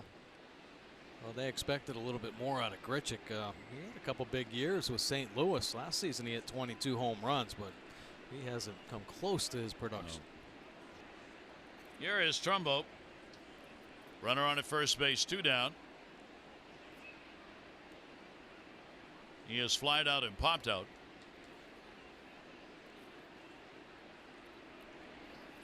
It's twilight time here with the roof open. The lights haven't taken full effect, and there's still a little bit of that sunset sky going. Got to believe, Mike, this would be a little troublesome time for hitters here. Absolutely. Well, not necessarily for hitters, but I'll tell you what, if there's a pop-up up there, infielders, outfielders, they better get some help. Lose the ball up in there in that light sky. 0-1 count. Trumbo's going to get a base hit the other way. Granderson's got to cut this off if the Orioles score. He does, and he'll hold him to a single. Over to third base goes Manny Machado. So the Orioles get runners at first and third now with 2 down on a sharply hit ball. Oh, I like that approach by Trumbo. You definitely can't try to do too much off Garcia. You got to let the ball travel. 112 miles an hour off the bat, going the other way, so squaring it up nicely. I'll tell you, you try to do too much with that pitch, it's going to be a 6-3 all day long. Nice swing by Trumbo. A little 2-out lightning going right now. Well, the Orioles DH gives the Orioles a chance to get the lead. This is only the second time the Orioles have had a runner to third base. The other was when they scored in the first. And now, of course, Bobby Dickerson will go over there and remind Manny this is the same Garcia who was burying baseballs early in this game, so beware. For sure. Jonathan Scope will get the chance. Jonathan has walked and grounded out. Has shown a bit more patience at the plate here in this game, working the count even after falling behind. Oh, real good at bat. Yeah, his last AB drawing that walk. You hope with runners out there in scoring position doesn't get too excited. He'll take the pitch away for a ball. So each team a run on 4 hits. Manny kicked the inning off with a 1-out single, and Trumbo the 2-out base hit. A lot of room to right. That big hole between first and second wide open. Solarte, the second baseman's moved over almost to the bag. 1-0 delivery, staying outside. Really pitching away from the defense here on those first 2 pitches. Yeah, right. I mean, that's what he does. He likes to turn it over, pitch away with the 2-seam fastball, get that sink type of action on it, throw the changeup out there as well. I mean, we've seen his secondary pitches pretty good with those. So you really, as a hitter, you have to let the ball travel. You got to back him up. I mean, he's just been so inconsistent with everything. He'll take advantage of it, though, if you're too aggressive. 2-0 delivery to him, and that's going to miss inside. So Jonathan not willing to chase and works the count to 3-0 with Chris Davis waiting on deck, and they're going to walk him intentionally. So that was a pitch around in order to get to Davis with the sacks full. Well, it sure was. Davis with a couple punch outs already against Garcia. Garcia's last AB, he just featured the breaking ball. Steady diet down and away, and Davis ended up chasing out of the zone. So Chris will try for a little payback here. Who would have thought you'd have a team walk the man in front of Chris Davis to load the bases? Right. Wow. Tells you kind of how the season has gone so far for Chris. Shift is on with 2 down all the way around. Outfield deep, straight up. See way out there Solarte in right field, the second baseman. Davis steps out. So a big moment in this ball game. The Orioles get a chance. Base hit here would score a couple. And still the chance for Garcia to put one in the dirt. Davis will take it. It'll miss down low for a ball. First warm-up action we've seen with Barnes just starting to throw in the pen. Well, you hope Davis went in there after that last at bat and really saw how he was trying to work him, everything down below that lower third in the strike zone. So Chris got to really get the sights up a little bit. Look for a pitch up around the belt, maybe a little bit higher. Davis will take it. That one is in the dirt. Melee again able to stop it, but now the count goes to 2-0. So you intentionally walk a batter and then fall behind 2-0 in the next one. Yeah. Machado a base hit at third, base hit Trumbo at second. Intentional pass, Scope on at first base. Orioles getting their third chance with a runner in scoring position, 0 for 2.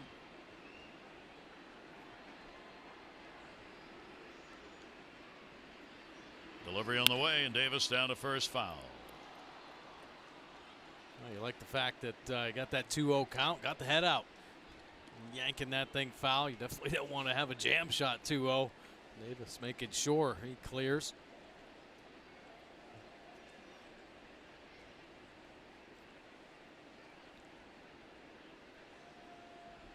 Chris with just the 15 RBIs so far. This is where the Orioles need his bat. Move down to the number 7 spot in the lineup. Garcia steps off. Jaime Garcia, 2-1.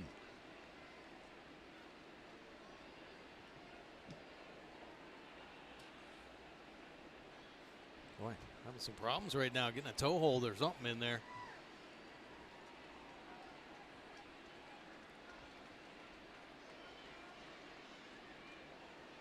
Garcia taking a long time. 2-1 delivery on the way. Davis will take it and it'll miss. Well, one more out of the strike zone. The Orioles get the lead. Yeah, 3-1. You know Davis wants that big hit right now, though. So a test of willpower right here. Davis got to get that one pitch on the plate.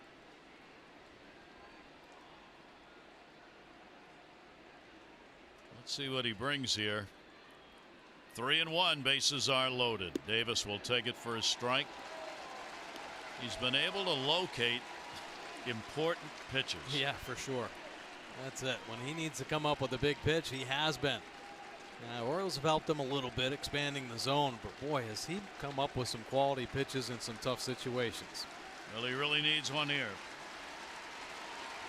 3-2, 2 down, bases loaded. Runners first and second will be going. And Davis strikes out.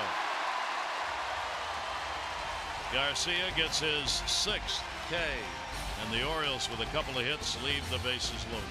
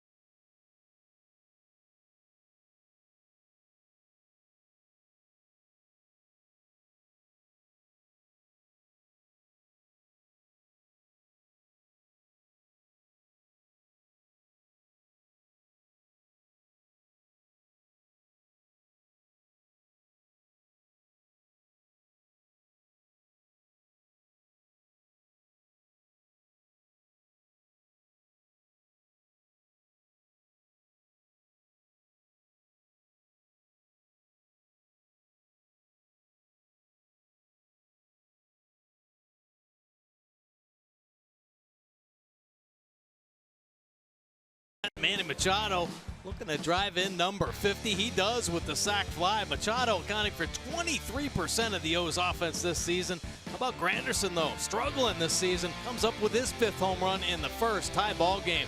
Then Garcia and Hess go to work. Nasty pitches in some tough situations. Davis going down 3 times tonight. You see Solarte going down on the Hess changeup. Geico, 15 minutes could save you 15% or more on car insurance. Visit geico.com to see how much you could save. So the Orioles unable to get anything across, leaving the bases loaded in the 6th. Great off-speed delivery down to 71 miles an hour. And Solarte way out in front. Well, now you see this part of the ball game. There's going to be a few more pop flies, a few more wild swings. Guys trying to win it with one swing of the bat. Fair ball. Austin Wynns will make the play. Solarte is retired. He's 0 for 3. And 1 away here in the 6th inning. Great job being done by Hess in this ball game. He's on the money. Hess coming off that start against Washington. 6 innings, a run on 4 hits. That was back on the 30th, so a long rest with the rainouts pushing pitchers back. But seemingly no effect here, or if any effect, a positive one for him. Yeah, I don't think. I think you do anything you wanted with Hess right now. He's so excited to be pitching at the major leagues, and he's been a big contributor here. Hernandez will fight that one off. Big part of the order here, 2-3-4.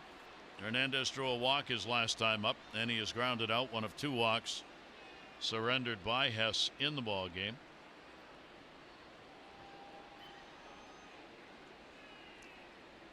Trying to slow him down. Hernandez had stepped out. That one will be bounced away. And a 1-1 count. For Hernandez, big numbers against the Orioles. His on-base percentage, one of the highest among active players, 3rd highest, .485 against the Orioles. 1-1. That off-speed delivery. It's a beautiful job of pitching he's doing. He was throwing the harder stuff early. Now this time through the lineup, 3rd time through, he's backed off. Yeah, softening up the breaking ball. Now the slower hook a couple times here in this inning. See the Nissan pitch cast. That 3rd pitch, a nasty breaking ball finishing just below the strike zone. 1-2. And refuses to go after the pitch that's away. Tyler Clippard in the bullpen. 2nd warm-up action we've seen. Garcia generally goes 5 innings. He has gone 6 in this one. Off the fists, Adam Jones. High sky on the put away, and there are 2 down here in the 6th inning.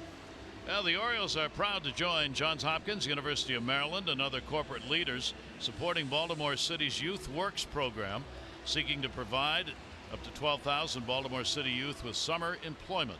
To donate, visit BaltimoreCityFoundation.org and choose Mayor's Office of Employment Development Youth Works. You can learn more. Visit youthworks.oed.com. Breaking ball is in there for a strike. Hess gets it in. I'll give you that site again. It's youthworks.oedworks.com. I know you're sitting there writing that down. And the pitch taken up high. A 1-1 count with 2 away. Hess trying to have the 1-2-3 inning. He's had only 1 clean inning. That was the 2nd. Pitch will be inside. 91 on that one. Smoke has struck out twice. Once in the 4th inning, a strike him out, throw him out double play with Wins, getting Hernandez, who was running from first. 2-1 delivery.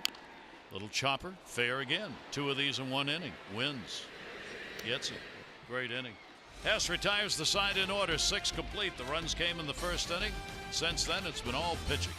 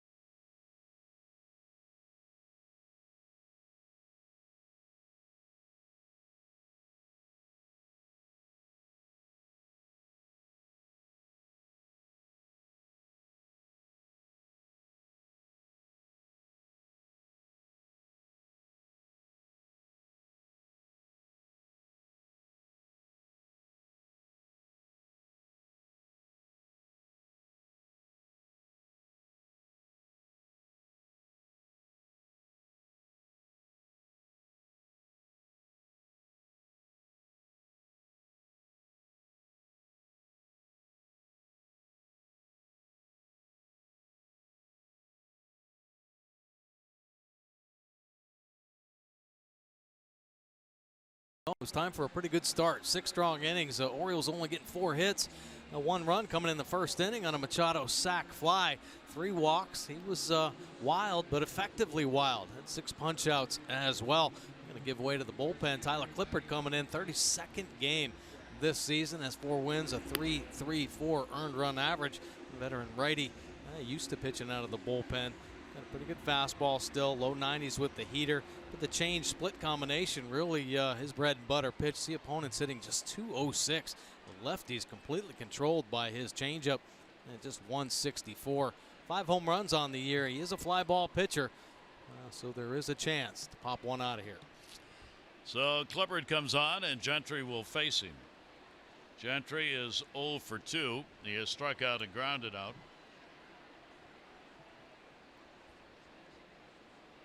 Gentry's faced Clippard only once, 0 for 1. They play in at the corners. Gentry will foul it off. Ouch. Home plate umpire, the mask flying off, Lance Barksdale. Take a look, high fastball. Ooh. Get it right off the top of the forehead, knocking the mask right off. Didn't even flinch though. Here you go, take another ball. Wow. Here, take my mask.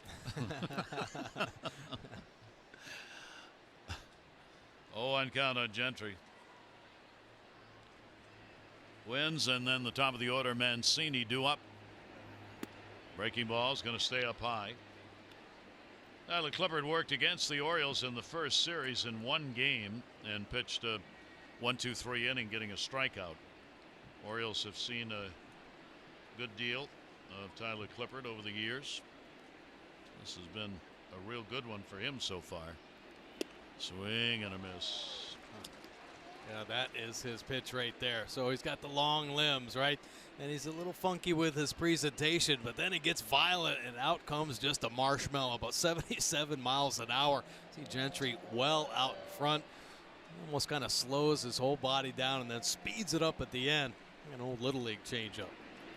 Over the top, down and away, and we'll get the strikeout. Well, does it again right there, back to back. Really tough. You get caught up in the body movement. Oh, here comes a heater. No, that's a splitty working down and away. Pretty good pitch. See it tumbling in for strike 3. Located well, down and away, hitting Melee's glove. So the Orioles had Garcia strike them out 6 times, and now 1 for Clippard. Wins denied. The base hit on a fine play by Granderson and Wright his last time up. Real good catch. 0 for 2 in the ball game, also is grounded out. Austin Wynns working behind the plate, throwing out his first base stealer in the ball game. Part of the strike him out, throw him out double play in the 4th inning when he got Hernandez trying to get down to second base. 1-0 delivery, foul back. Michael Givens up in the bullpen for the Orioles. We don't get a lot of baseballs up here. We got one right there. I missed it. Is there any mark on it? Any mud? Anything we can A little scuff mark. create? A little scuff. Good. Yeah. Belt buckle, something like that. 1 ball, 1 strikeout. It was a fine defensive play, though. Say that. Oh my! Did he get it? No. It's going to be a little shy, or is it gone? Yeah! Goodbye, home run. Austin Wynns. Let's add to the first. He gets the major league #1 long ball, and he gives the Orioles a 2-1 lead. All right, Austin Wynns. Wow. Well, you thought the smile was big on his first base hit.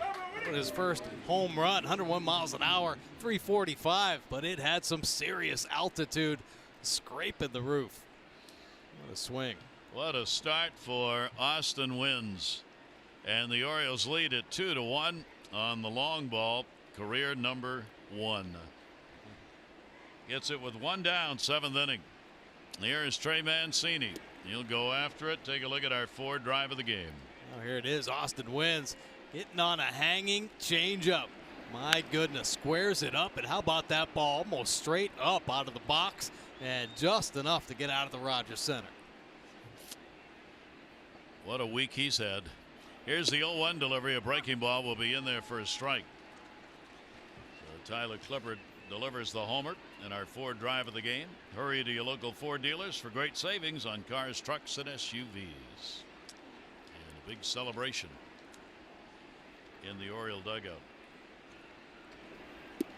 Oh, that'll just miss away. And for our Maryland Lottery contestant, Michael Walsh, that's $500 for the home run hit by the rookie. And the Orioles get back on top. Second lead they've had in the game. They led, picking up the run in the top of the first inning. Trey Mancini waiting on it. And an 81 pitch he goes after and misses. Boy, steady diet of changeups from Clippard right there. A couple dangerous ones. One got knocked out of here, of course, by Austin Wynns. And this one at the top of the zone, it's looking like a beach ball to Mancini, but he's swinging through the 81-mile-an-hour changeup. So Clippard has now given up 6 home runs in 30 innings worked. Really high ratio, despite the fact he's pitched really well. Wynns gets the big one to give the Orioles a 2-1 lead. Adam Jones 0 for 3 in the ball game. Clippard's pitch towards the inside part of the plate. And Adam talking to himself on that one. Yeah, he wanted to hit one a little bit further than Wynns right there. 0-1 count on him.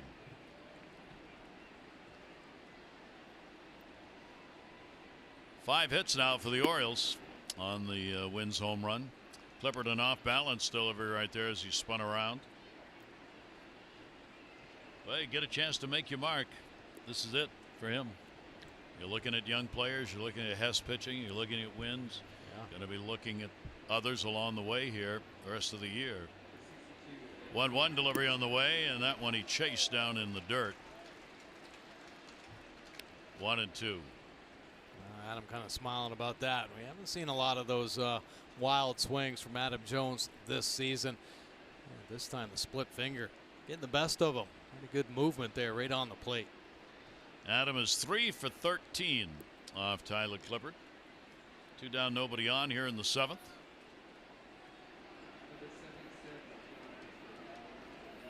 And then he goes upstairs with it. So he ends up striking out the side. However, going into the 7th inning stretch, the Orioles are going to have the lead. And this is why. Austin Wynns, career #1 in the home run department, 2-1.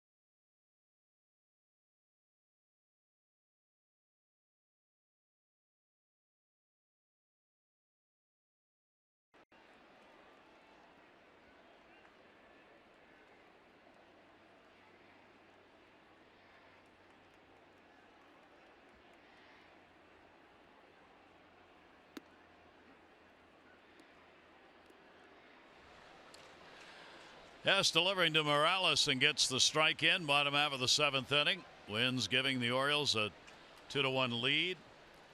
And David Hess working here into the 7th. This will be his longest stretch on the mound as a starter. This game number 5. He's worked 6 2/3 innings. That was against Tampa Bay 2 starts ago when he gave up no runs on 4 hits. Now into the 7th here and gets a strike on the outside corner. Yeah. Morales is single and he is flied out. Drop that breaking ball in there. And you like the fact that Buck's running him back out there. Well, it shows the confidence he's got in Hess. Appreciates what he's doing. 1-2 delivery on the way.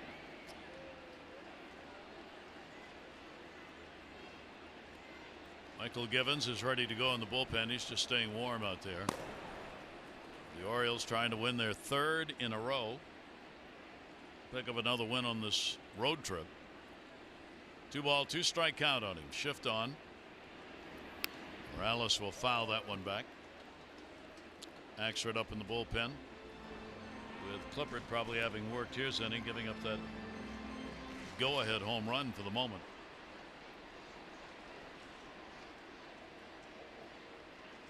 Morales 2-2. That's going to go into the shift and a base hit. Gentry will come over to cut it off in a hop. And the leadoff man is on again here in the 7th inning.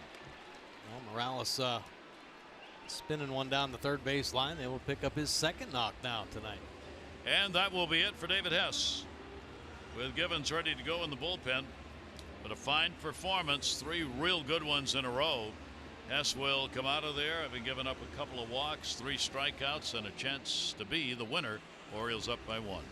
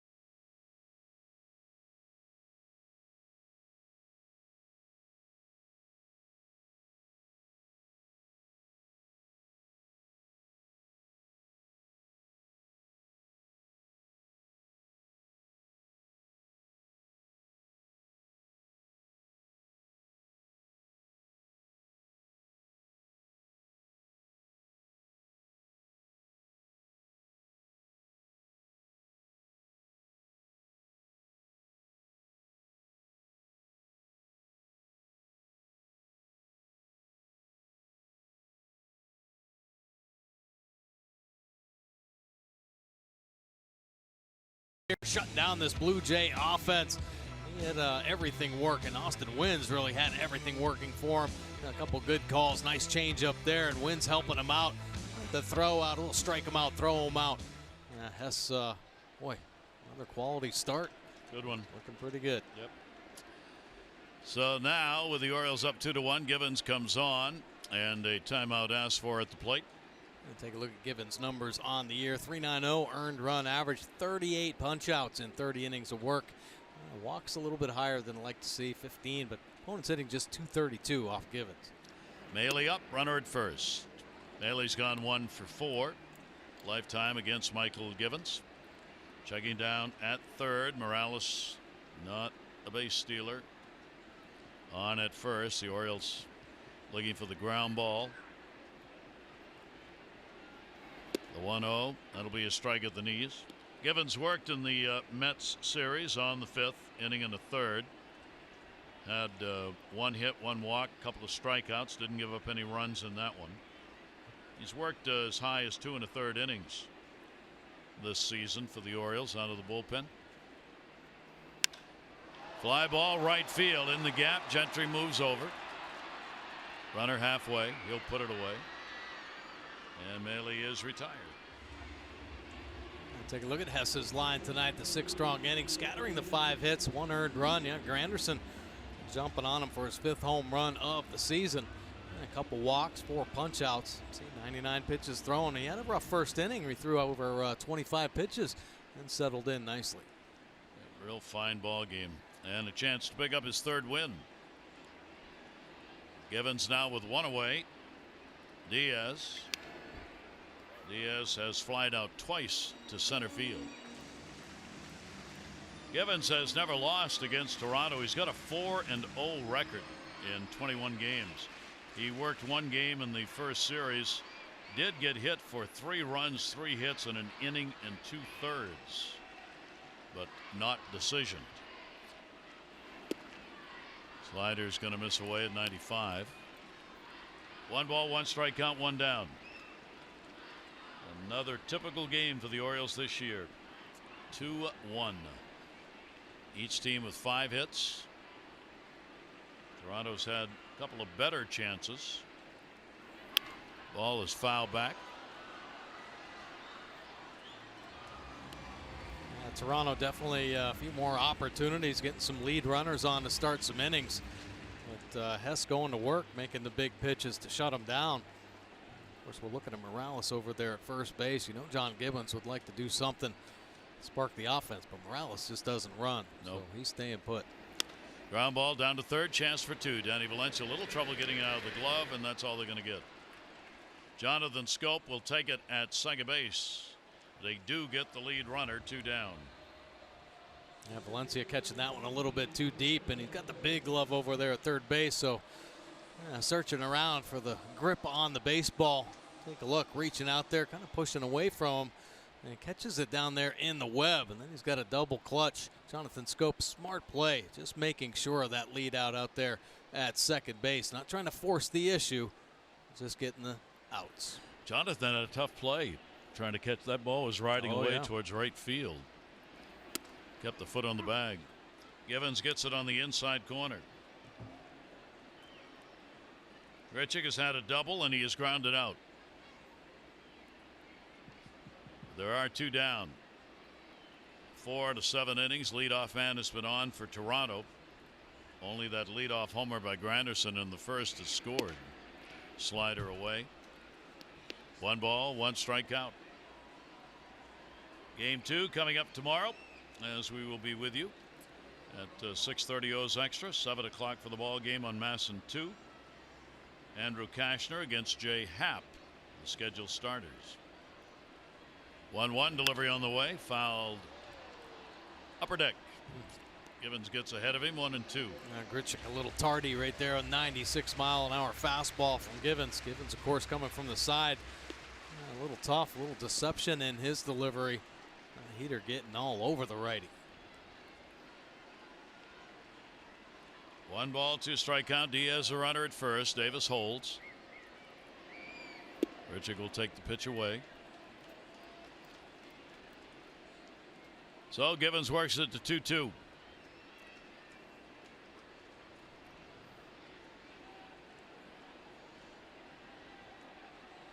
$24,494. 2-4. 494. Ground ball to short. Manny's going to go to first. Off the bag and didn't get him.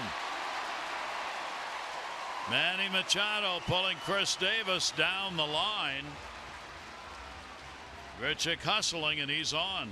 Yeah, I think Manny caught a little off guard there. Had to set up and didn't get any rhythm going back towards first base.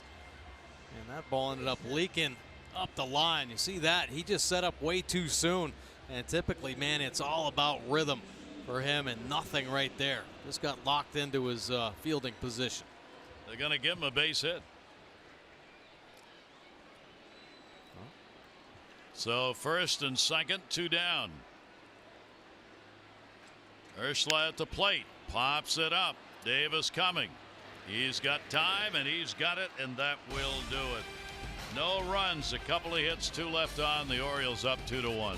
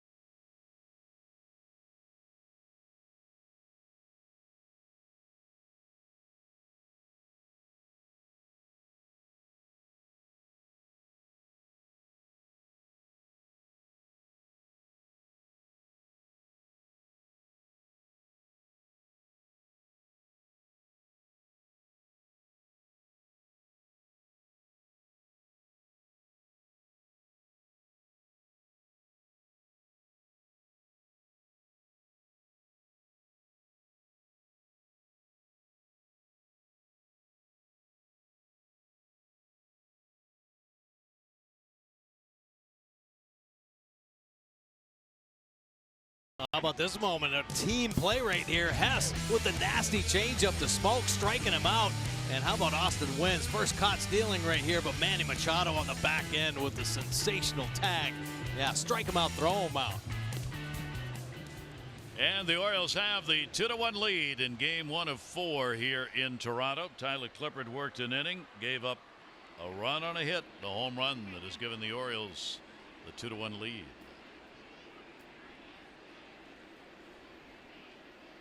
I'll take a look. John Axford now coming in out of the Blue Jays bullpen. 27th appearance with a 3-2-1. 28 punch-outs in 28 innings of work. And power fastball, the name of his game. Opponent's hitting 245. Righty's way up to 339. The lefties just 100 against Axford. The big fastball still mid to high 90s with the heater. And Manny Machado will lead it off against him. Axford will miss outside with that one for a ball. Manny's gone 1 for 3 off John Axford. Orioles bat 8th inning, up 2-1. Axford has appeared in 2 games this season against the Orioles. A run on 4 hits, struck out 2. In the air to right, Granderson right there. Machado is retired. This copyrighted telecast presented by authority of the Orioles may not be reproduced or retransmitted in any form, and the accounts and descriptions of this game may not be disseminated without the express written consent of the Orioles. 1 down in the 8th. Danny Valencia walked, singled. Long fly ball out to center his last time up. Clippard struck the side out and gave up that home run to Wins. Breaking ball, Danny ducked and moved away, and it came back in a little bit, but not in the strike zone. Richard Blyer up in the bullpen. Jays will have the top of the order coming up, bottom half of the 8th inning, so they'll turn that order over at least one more time.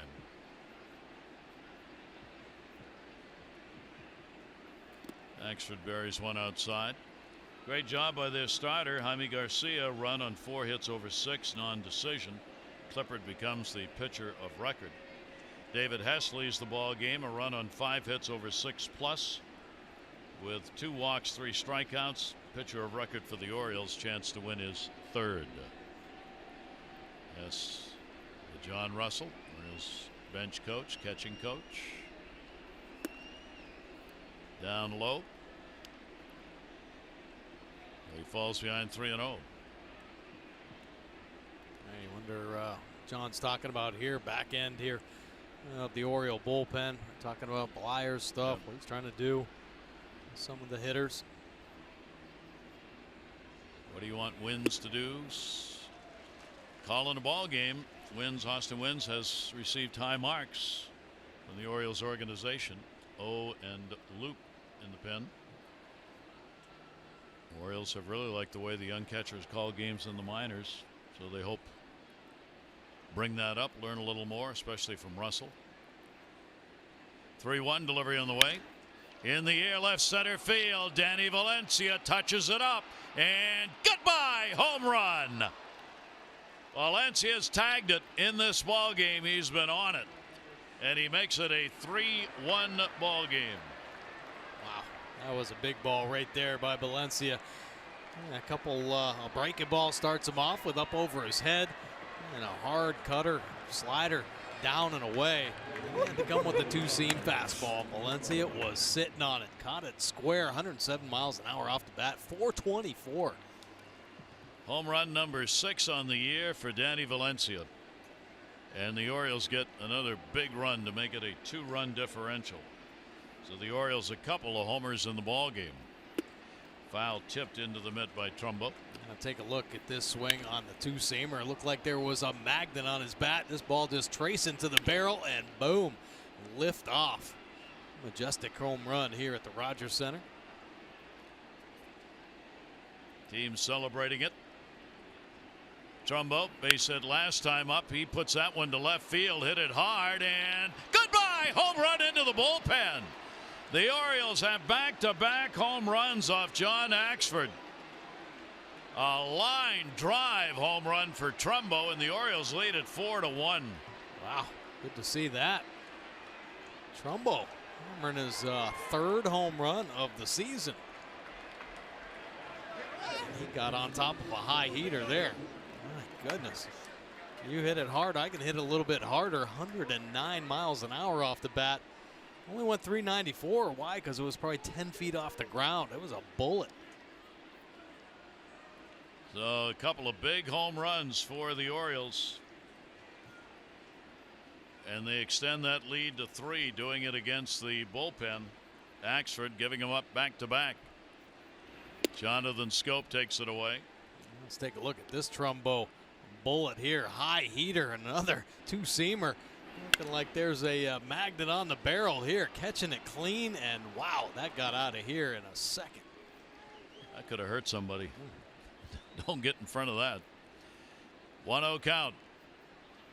Scope goes the other way down the line, and it will curve foul. All right, Trumbo's launch angle. I know we talk about Major League average around 26. There have been some tall ones this year too. High ones like Austin Wins, but Trumbo knocking it out of here about 15 degrees. One of the lower home runs you're going to see in the game. So the Orioles have their 4th back-to-back home run ball game. 1-1 delivery on the way. Scope, that hit in front of home plate. Short hop. Play by Diaz, the shortstop. And there are 2 down. Well, it's a whole new ball game with RBI Baseball 18. RBI Baseball 18 delivers an all-new franchise mode and much more. RBI Baseball 18 available now. Learn more, RBIGame.com. Rated E for everyone. John Gibbons coming out. Going to make a pitching change here. So not a good one for Axford. 2/3 of an inning and 2 home runs.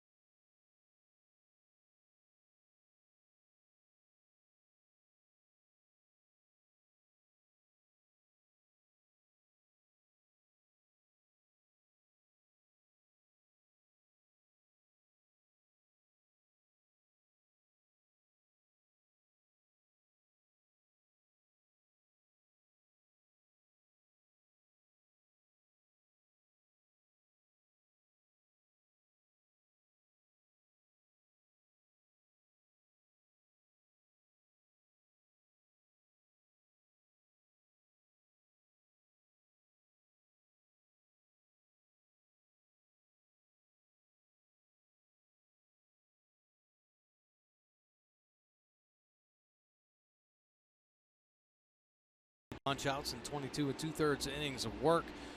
Luke, pretty good fastball, 90 to 95 with the heater. Take a look at the numbers here. Opponents hitting 267. Lefties up a click this season, 244. Typically a lot of success against the lefties because he creates such a tough angle, cross-body delivery, releasing it more towards first base. Going to be tough for Chris Davis. So Chris stands in with 2 down and nobody on. And the Orioles a 2-run 8th inning. The back-to-back homers this year, Machado and Scope, Valencia and Joey Rickard, Mancini and Jones, and now Valencia again, this time with Trumbo. Ground ball hit in front of the plate. Ursula makes the throw over and will record the out. So Luke gets the out, but the Orioles get the runs. 2 home runs here in the 8th inning. Danny Valencia getting his 6th. And Trumbo coming away with his 3rd. And as a result, the Orioles lead it 4-1.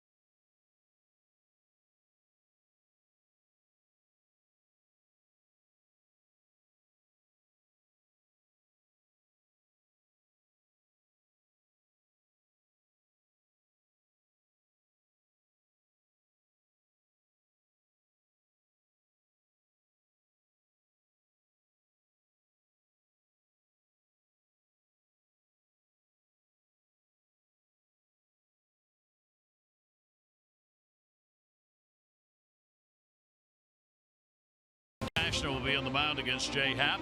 Our coverage on MASN 2 begins at 6:30 with those extra presented by Ford. Game coverage at 7. All the access you need right here on MASN. Now the Orioles have won games this year hitting home runs, and they've done it here. Danny Valencia, top left, Trumbo, bottom left, as they head back-to-back, and the solo shot by Austin Wynns is Major League first. Yeah, nice to see the home runs coming back into play. Richard Blyer now into the ball game. 28th appearance out of the Oriole bullpen. Pretty good numbers on the year for Blyer. A tough little contest here facing Pilar going off the bench. Opponent's hitting .302 overall. Look at that ground ball rate, 58% on the ground. This infield ready for one here. Pilar will go after it. Ground ball to third. Danny Valencia makes the play. Long throw. Good play. Pilar in a shattered bat. First out here in the bottom half of the 8th inning. Pitch hitting for Granderson, who had the leadoff home run. Nice job by Danny. Yeah, real nice little backhand play right there by Valencia. It's so important to really set up on that backside. Joey Rickards in left field now, and Trey Mancini out of the ball game. A defensive move for Buck. One down in the 8th. Solarte is 0 for 3. Strikeout, little ground ball out in front of the plate, and he has flied to center. He will take the pitch from Blyer. 0-1. Well, the Jays in trouble again, unable to score. The Orioles reach the magic mark of 4. That's the one you can win games on. Ground ball. Danny will cut it off. Valencia, plenty of time. High throw. Davis up to get it. 2 down. There you go. Danny Valencia showing what he could do. Nice little backhand play, and then filling up that 5-6 hole. He knew this infield had to be ready with Blyer out there. A lot of ground ball action. Michael Givens worked an inning, gave up 1 hit, 0s across. Hess the chance to be the winner for the Orioles. Hernandez has drawn a walk, grounded out, flied out. 2 down, nobody on. Blyer will get the strike. This has been a very tough place to play for the Orioles over the years. The Orioles won the series last year in Toronto. It was only the 2nd time in the last 12 years the Orioles have won the series against the Jays here at Rogers Center. So they are looking to start here with a victory. Yeah, well, the Orioles and the Jays have had some just tough battles last 5 or 6 seasons up here. Of course, powerhouse offensive teams in the East. Both teams struggling this year mightily offensively. Not the same cast of characters hitting long balls. We just saw Batista. He's with the Mets now. Yeah, how about that? Yeah. Roger McDowell, the Buck, and there's John Gibbons, whose ball club staring their 3rd loss in a row, and 8 out of 9 in the loss category. Set up way outside, and that's where he wanted it, trying to get him to chase, and Hernandez wouldn't go. O is ready in the bullpen. Orioles up 4-1. Machado sac fly, and the others off home runs towards the middle. Man, he's not going to get that one. Hernandez is on a 2-out single here in the 8th. Well, another ground ball, and sometimes this does happen to Blyer. He's finding a hole right there. Manny Machado trying to get a good first step, cut this one off. Chop it through on the turf. A little quicker getting out to the outfield. Hernandez gets his first hit of the ball game. Each team now with 7. And Justin Smoke an 0 for 3, couple of strikeouts, and he too had a little chopper out in front of the plate, got thrown out on it. Infield shifted around, going for the long ball right there. Tough to get it through that left side of the infield. Everybody over there.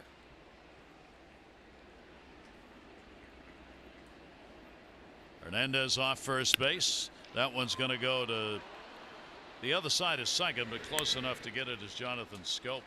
No runs on 1 hit, no errors, 1 left on. 9th inning. Orioles 3 outs away from a W.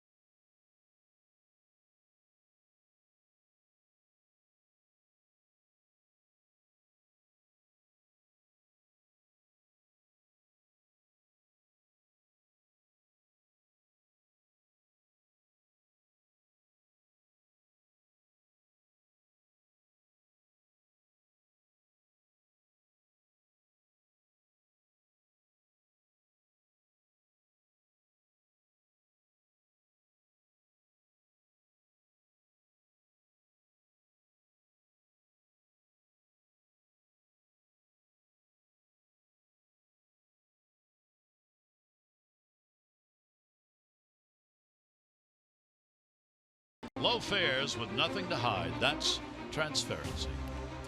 Beautiful night shot. The ferry pulling in from the islands, and a great look at the city. And a great look at the score for the Orioles as they are up 4-1. And they'll go to the bullpen one more time. Yeah, take a look. Coming out of the pen here, 28th appearance. Has a win and a save coming out of the pen. 4.0 earned run average, 29 punch outs, holding opponents to that 245 batting average. Fly ball pitcher. He's given up the 4 home runs. Pretty good fastball slider combination to the righties. He'll flip in a little split finger on occasion as well. So Grishik moves from center to right, and Pilar, who came on to pinch hit, will stay in the ball game in his normal spot in center field. So the Orioles bat, top of the ninth. It'll be Gentry. Gentry's had an 0 for 3 in the ball game, couple of strikeouts, and the pitch from 76 miles an hour, taken for a strike. Orioles 3 home runs in the ball game. Orioles have gone 8-3 this year when they have hit 3 or more home runs in a game. $500 for each of those home runs to our Maryland Lottery contestant, Michael Walsh. High pop up behind second base. Solarte. One down in the ninth inning.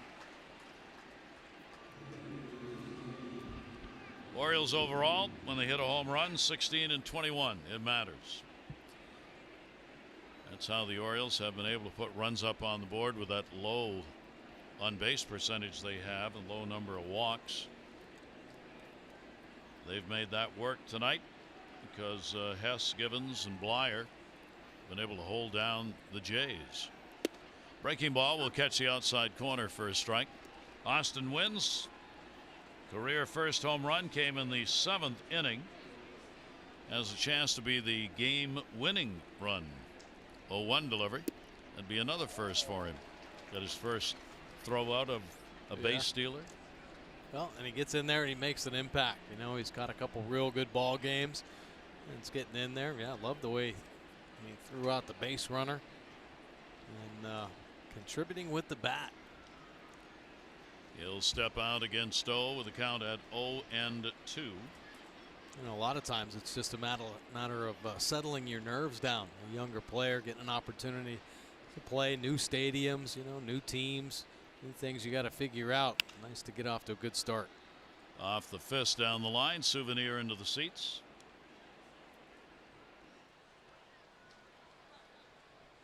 Castro and Brock warming up. Brock in that closer role for the Orioles.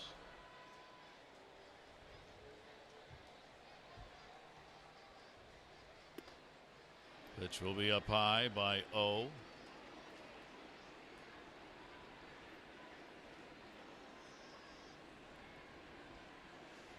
Veteran pitcher is 35 years old. Lives in Seoul, South Korea. That one off the fist, maybe even his hand.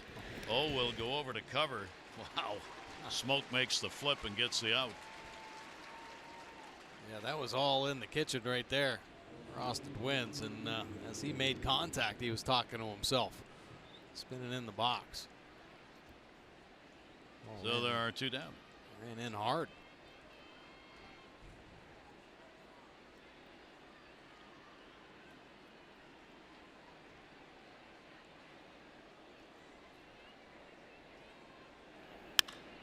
Put up in the air, right field. Grichuk, who just moved over there, is there, puts it away. Rickert retired, and the Orioles need 3 outs to get game 1 of 4 here in Toronto.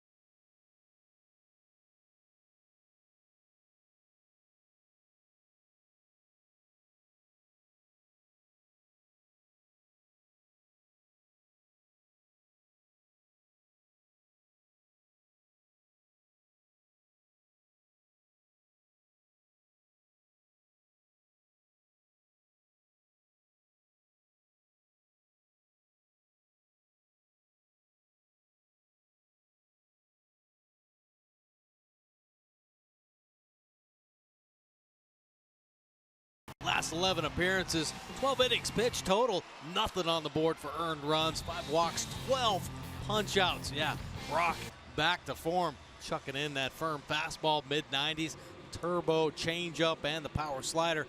24th appearance this year. How about 10 saves out of 11 opportunities? One blown save back on opening day. He's 10 for his last 10.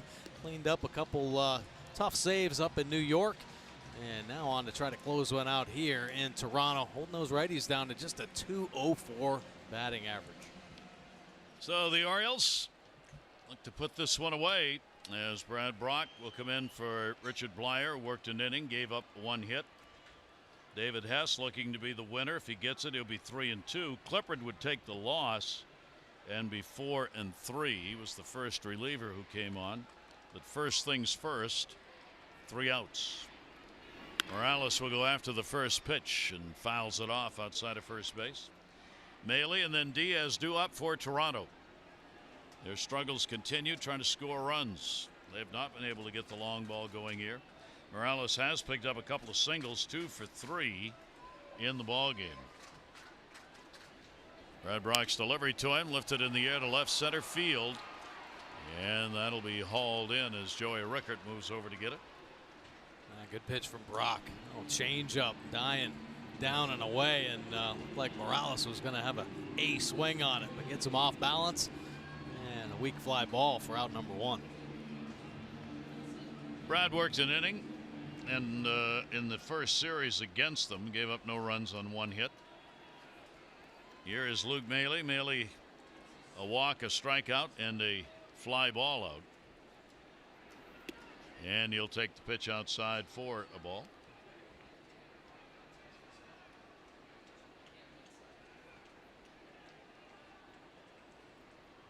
Brock 4 for 5 in save opportunities lifetime against the Toronto Blue Jays. A lot of work against them. 39th game. 1-2 and 4 saves. 2-0 count. Maile then Diaz. Maile will take a breaking ball that is in there for a strike. RBIs have gone to Manny Machado, first inning on a sac fly, and then the home runs. Austin Wynns, career first, number 6 for Valencia, and number 3 for Trumbo. Valencia, Trumbo back-to-back home runs. And that one will miss a little bit low. There is Mark, the DH role in this one, and a 2-hit ball game. Yeah, nice to see Trumbo getting into that home run action. Maybe that one will catch him afire. It's been a while. That pitch misses. Close. Maile gets the walk. Wow. I thought there were a couple good pitches in there. 3-1 change and then that fastball. So a runner on with 1 down. That'll bring Diaz to the plate. The shortstop has hit into a field choice, and he has flied out twice. Each team 7 hits in the ball game, but the extra base hits for the Orioles. The home runs, that one down the line, that could be a problem. Joey Rickard going over. It'll take a hop off the wall, but he snares it. They're going to get 2 in scoring position, though. And they're going to get the potential tying run to the plate here in the 9th inning. Wow, Diaz, he just up there swinging. A lot of first pitch hacks tonight. A couple struggling offenses. Really not taking much time. They see a pitch they like, they're going to take a hack. This one on too much of the white, and he squares it up. 1 hop in the wall. And Blue Jays threaten a little bit here in the 9th. So a talk. Austin Wynns goes out to talk with Brad Brock. 4-1 game, bottom half of the 9th inning. Jays trying to mount a comeback with only 1 away. And of course the double, no chance for the double play to be turned. Diaz putting that one into the corner. Now Grichuk. He'll take a pitch away, bounced. Wynns able to keep it close enough so the runner can advance. Now Brad Brock sensing that this offense is coming out hacking right now. Starts him off with a little slider. And Austin Wynns got to come up with the big block. Nice job right there. Grichuk has not faced Brad Brock before. 2 on, 1 down. Pops it back and out of play. He wanted that one. Yeah, that was a healthy cut. Elevated heater. Unfortunately, just up to the top. That fastball. Number 9 hitter due up, and Devin Travis has come out in the on-deck circle to pinch hit for Urshela. 1 ball, 1 strike count. Runners off, second and third. Brock's delivery is going to be up high. Strike zone getting a little tighter here in the 9th inning. Brad Brock, a couple borderline pitches. Let's take a look on the pitch cast. Yep. Boy, all in the box. 2-1 delivery on the way. Did he go? Ooh-ah.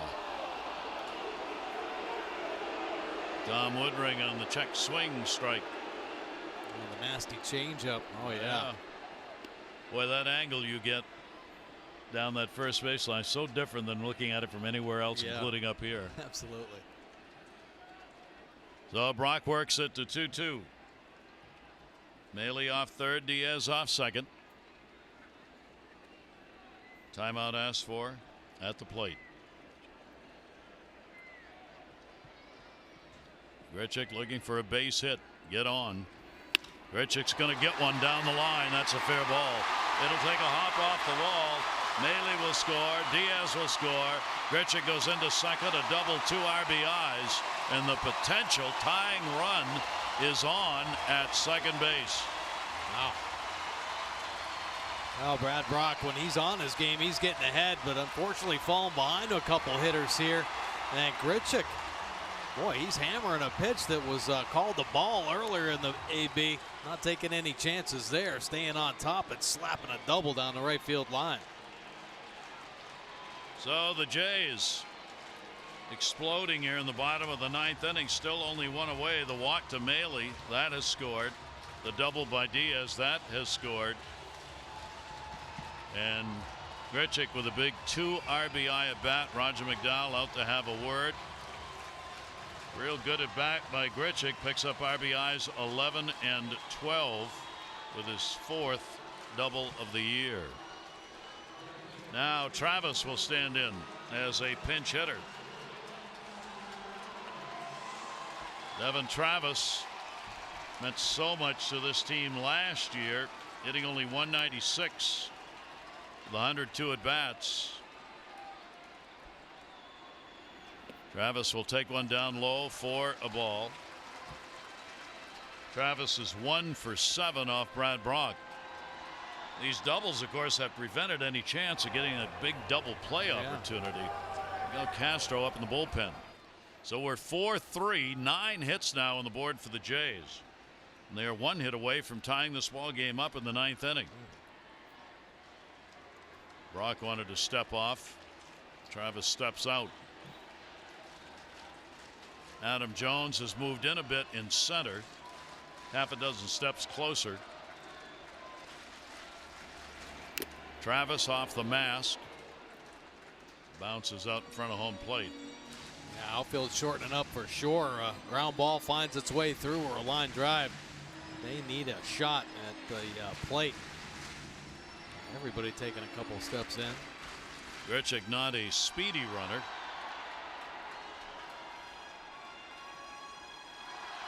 And the Orioles holding him close to second base. You see right behind him Jonathan Scope, trying to prevent him from wandering off here with only 1 away.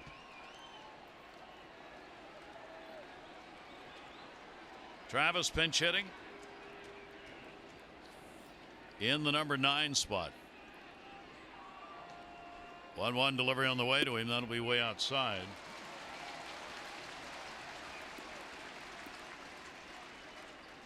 Travis has gone 1 for 2 as a pinch hitter this year, and like Showalter up off the bench.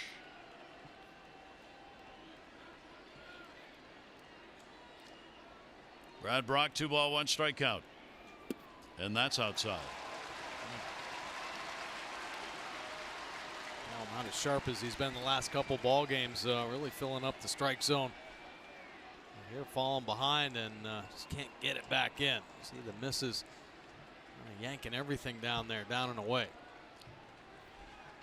3-1. Takes it. Strike. Did not give in on that. Good pitch inside corner down low. Yeah, he drove that fastball in there 94 miles an hour. Just hammering the bottom third. So a big pitch here. 3-2. Runner off second. Only one away. And only a one-run difference now. Devin Travis waiting. 3-2 and he walked it. Great patience. 2 walks in the inning by Brock.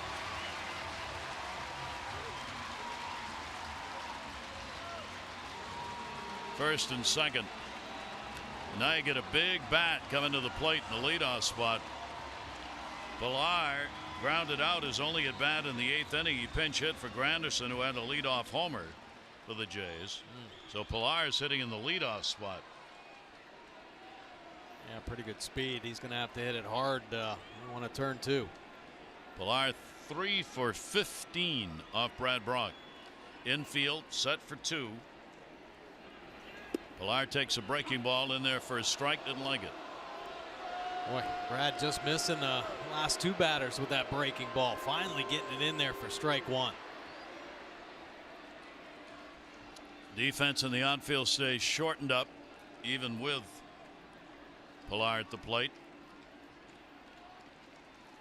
Oh, what an ending. Didn't look like this going into the bottom of the 9th inning. Pilar rips it. Base hit center field.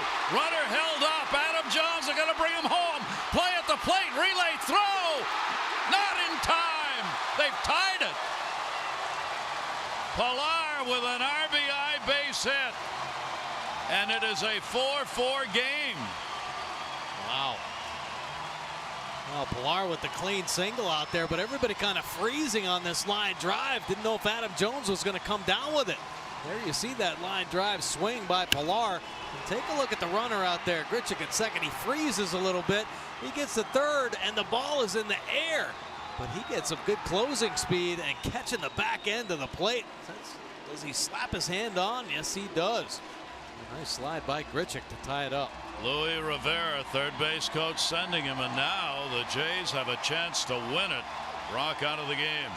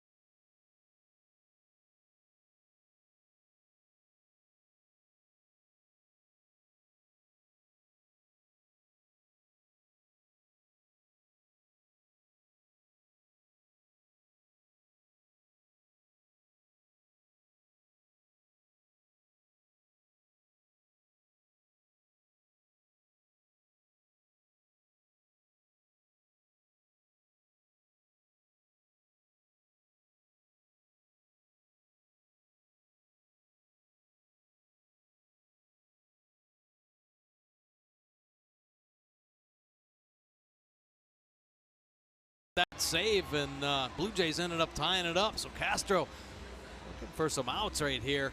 24 punch outs for Castro, the slinging righty, holding the righties down to just 150 batting average. A live heater, slider change combination for Castro.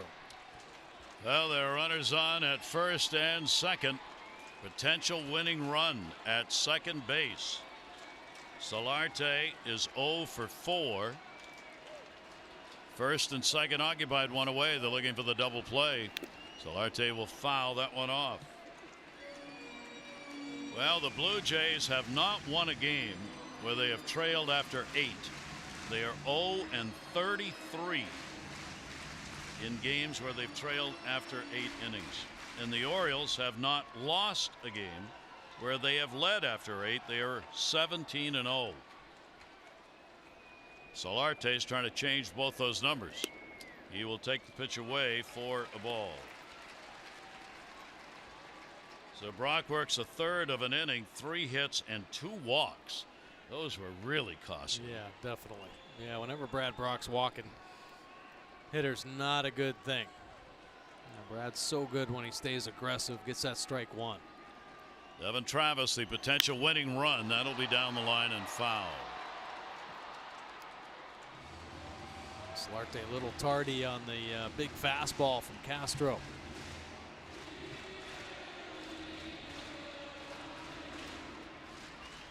What a comeback by the Jays, who had done virtually nothing offensively since the Granderson home run in the first inning. They got a chance in the 7th. Couldn't do anything with it. 1-2 delivery.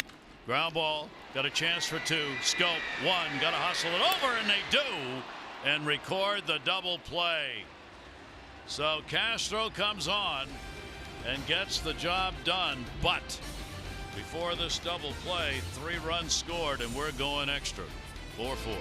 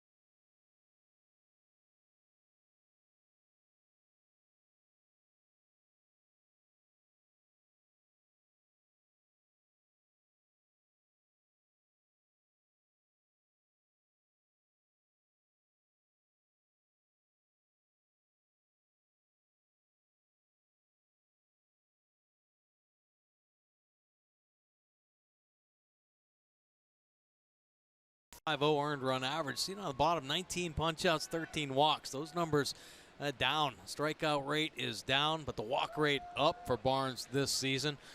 Elevated earned run average. Good fastball, low 90s. Change and a slider. Adam Jones leads it off against him. It is inside. Solarte's gone to third base from second. Devin Travis came on to pinch hit, stays in, and plays second, his regular position. So extra innings. Ball popped up, silo shot, third base or catcher. Third base. Boy, that had some height on it. Hauled in. Solarte had just moved over there, makes the play. Yeah, going to stay with it for sure. Adam Jones hitting the monster fly ball. Orioles have gone 3-1 in extra inning ball games. Toronto's 5-1.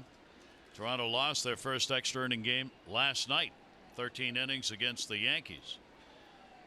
Ended up 3-0 win for New York. Boy, what a comeback, though. And what a disappointment for the moment. You can put that aside for the Orioles if they can win. Manny Machado will take the pitch in there for a strike. Manny's gone 1 for 3 off Barnes. So the RBIs, the double, Grichuk, big hit, driving in the run. Pilar coming through. 2 RBIs, Grichuk, 1 for Pilar, 3 runs, and a 4-4 ball game. They've got 10 hits now, out hitting the Orioles 10-7. Manny has had a base hit, 1 for 3, and a sac fly that scored the Orioles' first run. Manny takes one in. Barnes likes to work that fastball up to the top of the zone, kind of pushing it underneath, and rises up through the strike zone. That third one missing well up and in though. Worked an inning, had zeros across. Third of an inning for Loop, zeros across. High heat. There again. I mean, the fastball not really overpowering, but he has a deceptive delivery. And of course, maybe a little higher spin rate on that fastball because that's where he likes to target it. Went for the outside. No. Not close to going around on that one by Manning. Count full, 3-2. Orioles would certainly take base runner here in the terms of a walk or anything else if they can get one. Valencia, then Trumbo due up, and a strike called, and Manny just drops the bat. Well, Manny liking the call there on the changeup. Good pitcher's pitch right there, and just catching that box, but borderline call on Machado. Or strike 3. Manny thinking it's a ball, flipping the bat. Take a look over the top. Might have scraped that edge.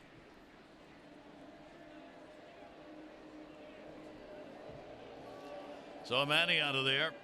Barnes, 2 down, nobody on. Here's Danny Valencia. Barnes was watching. Danny's teed up on balls, and they've been fastballs. Yeah. Had a changeup. Nice pitch. Valencia taking the fastball cut, though. Home run number 6 came in the 8th inning.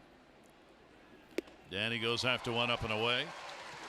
Take a look at Valencia's home run StatCast wise. 107 miles an hour off the bat, 27 degrees around league average, but 424.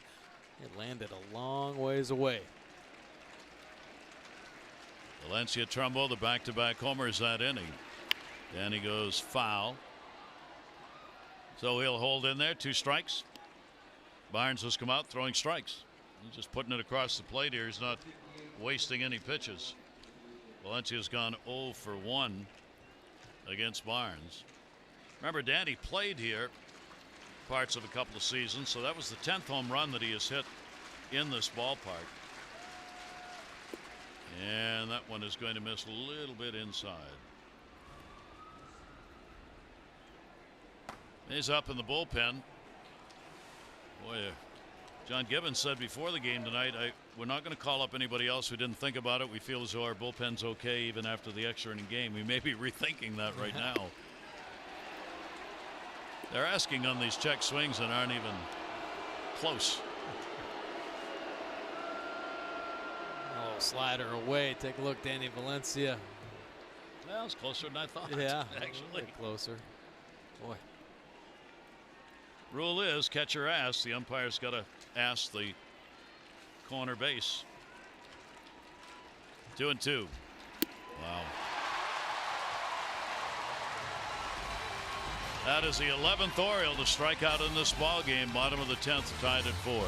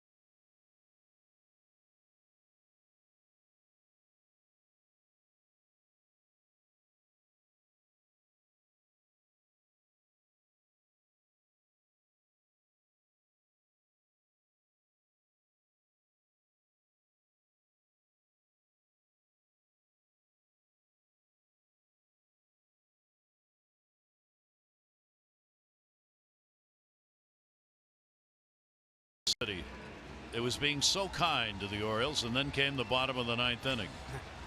Lord Almighty. 3 runs, 3 hits, 2 walks in the bottom of the 9th. And now Castro will remain on. He came on to get the ground ball double play to end the 9th inning. No small matter.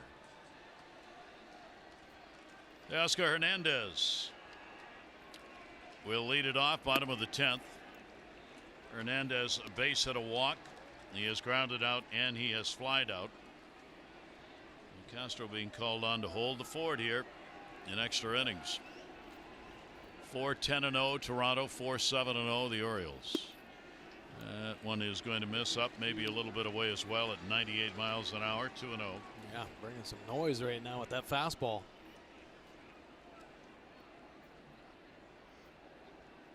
Hernandez, good speed. Big cut at 96. May have caught winds on the backswing. Tepera's up in the bullpen. 5 relievers have already been used by Toronto. He'll come in. The ever dangerous leadoff walk you do not ever want to give up. But especially not here in extra innings with a team playing for 1 run.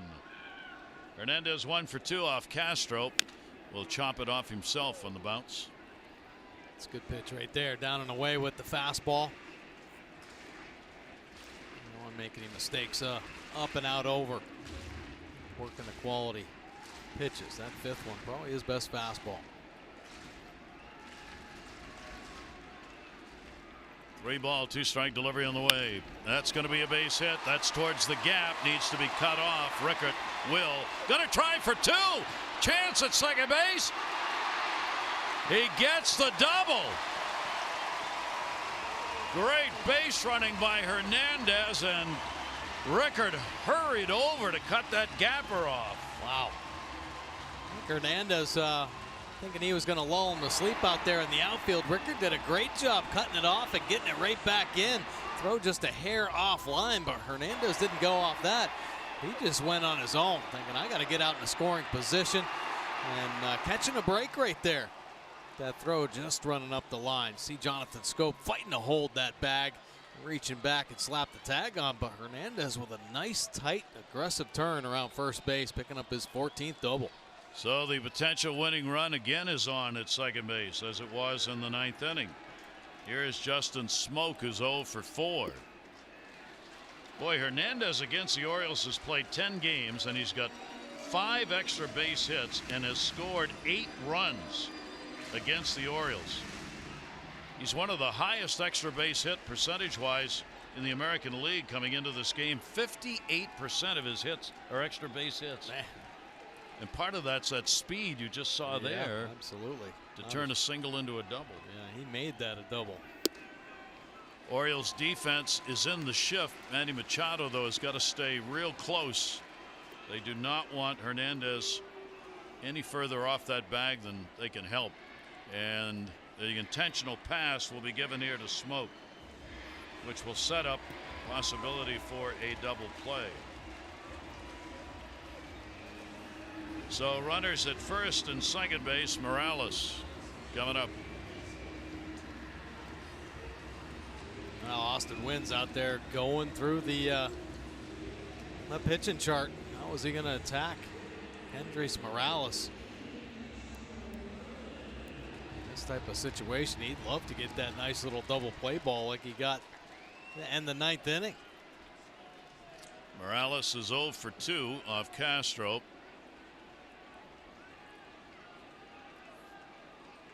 Second base umpire just getting in position so he's not in the batter's eye. Nobody out, 2 on.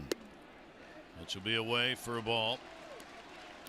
Now, third baseman Danny Valencia was playing with that 45-degree angle in case there's a bunt. He backs up now.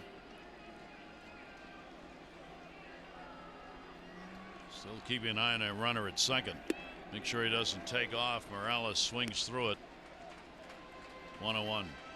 I wouldn't think Morales would be up there bunting. Already got that guy out in scoring position. Yeah.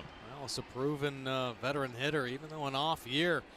You know, sometimes you get a little rally by your team. It inspires maybe a slumping hitter. Morales 1-1. We're in the bottom of the 10th. That's just away. Oh.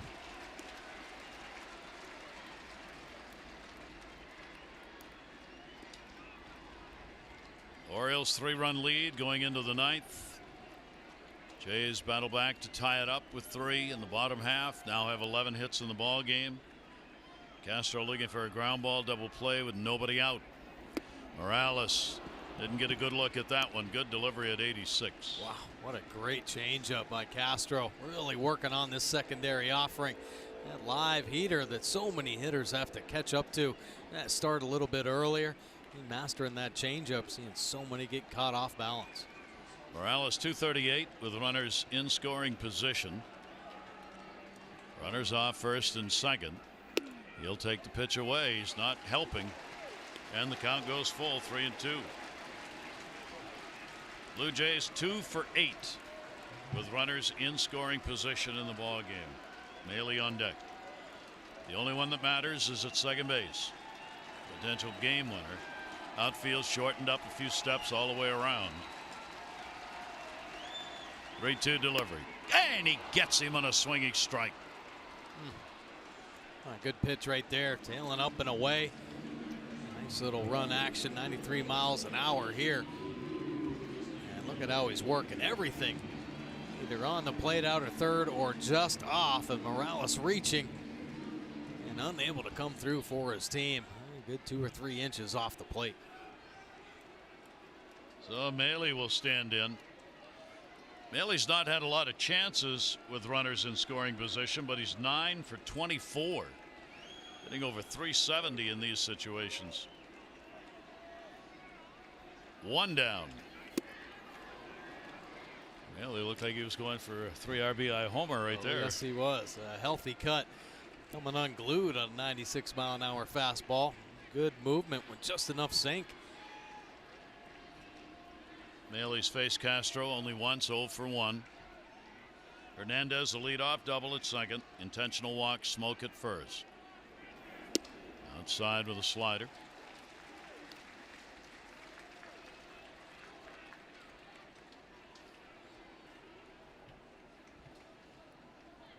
Well, the bullpens with Brock giving up 3 for the Orioles and 3 given up by the bullpen for Toronto as well. Starters each gave up only 1. Breaking ball is going to miss down low. 2-1.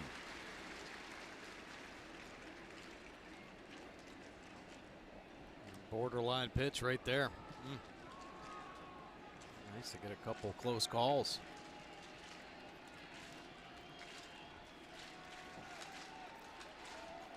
Pretty good secondary lead now. Hernandez edging off a little bit. Foul back. 95. So a 2-ball, 2-strike count.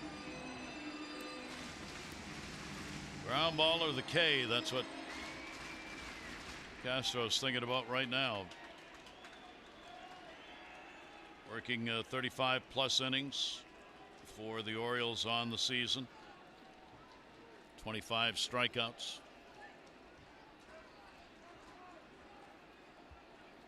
Austin Wins asking for the timeout at the plate. 2-2.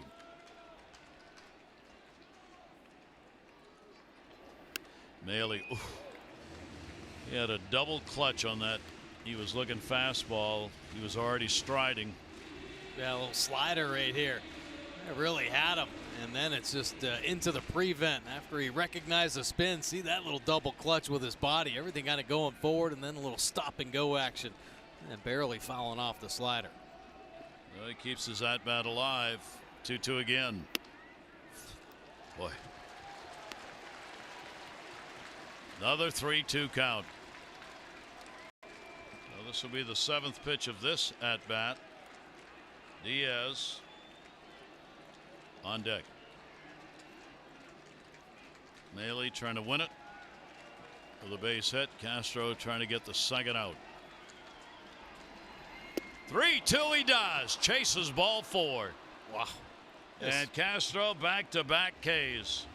Swinging wild there. 94-mile-an-hour fastball. And my goodness. Castro with a couple big punch-outs here.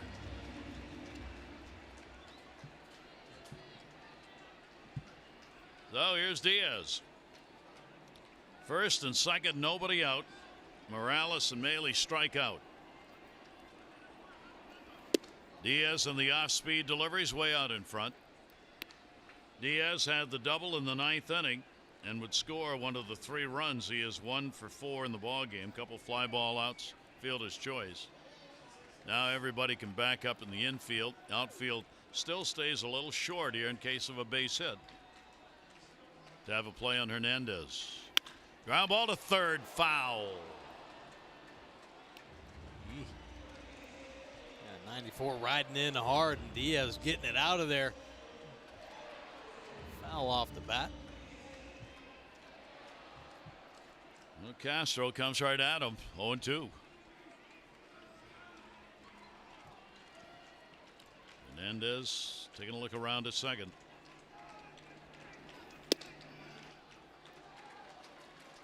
Austin wins. Great idea. I mean, the way Toronto's been swinging at balls. Oh, yeah. Just put one out there and see if he'll go. Trying to bring that 2-seamer back. Borderline pitch.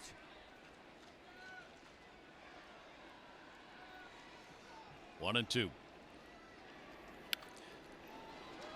Again, slowed it down a little bit. Again, had him out in front.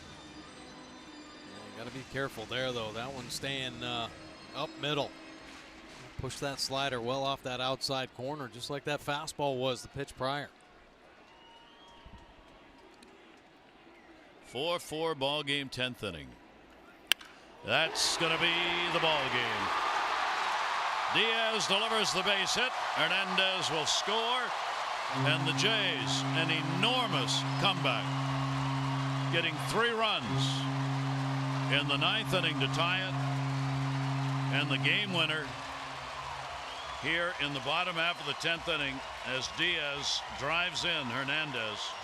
And a 5-4 comeback win and an extremely disappointing ball game for the Orioles. Backed up the slider and thinking he can get it out on that outside corner. And once again, it stays in the middle of the plate. Back-to-back mistakes, and Diaz doesn't miss that one. Castro will take the loss in the ball game, and Barnes, who came out of the bullpen, will get the win. And the Orioles, a most disappointing loss, lose for the first time this year when they have had a lead after the 8th inning. 5-4 the final. There's the game winner. Diaz, their shortstop. Game 2 tomorrow. Andrew Kashner on the mound against Jay Happ. Coverage on MASN 2 begins at 6:30 with those extra presented by Ford. Game coverage will be at 7. Tonight's telecast has been a MASN presentation. Tom and Rick coming up next to look back at a devastating late part of this ball game for the Orioles. For Mike Wardick and all of our crew here in Toronto, I'm Gary Thorne. Thanks for being with us, everybody. Have a great rest of the night. Adieu.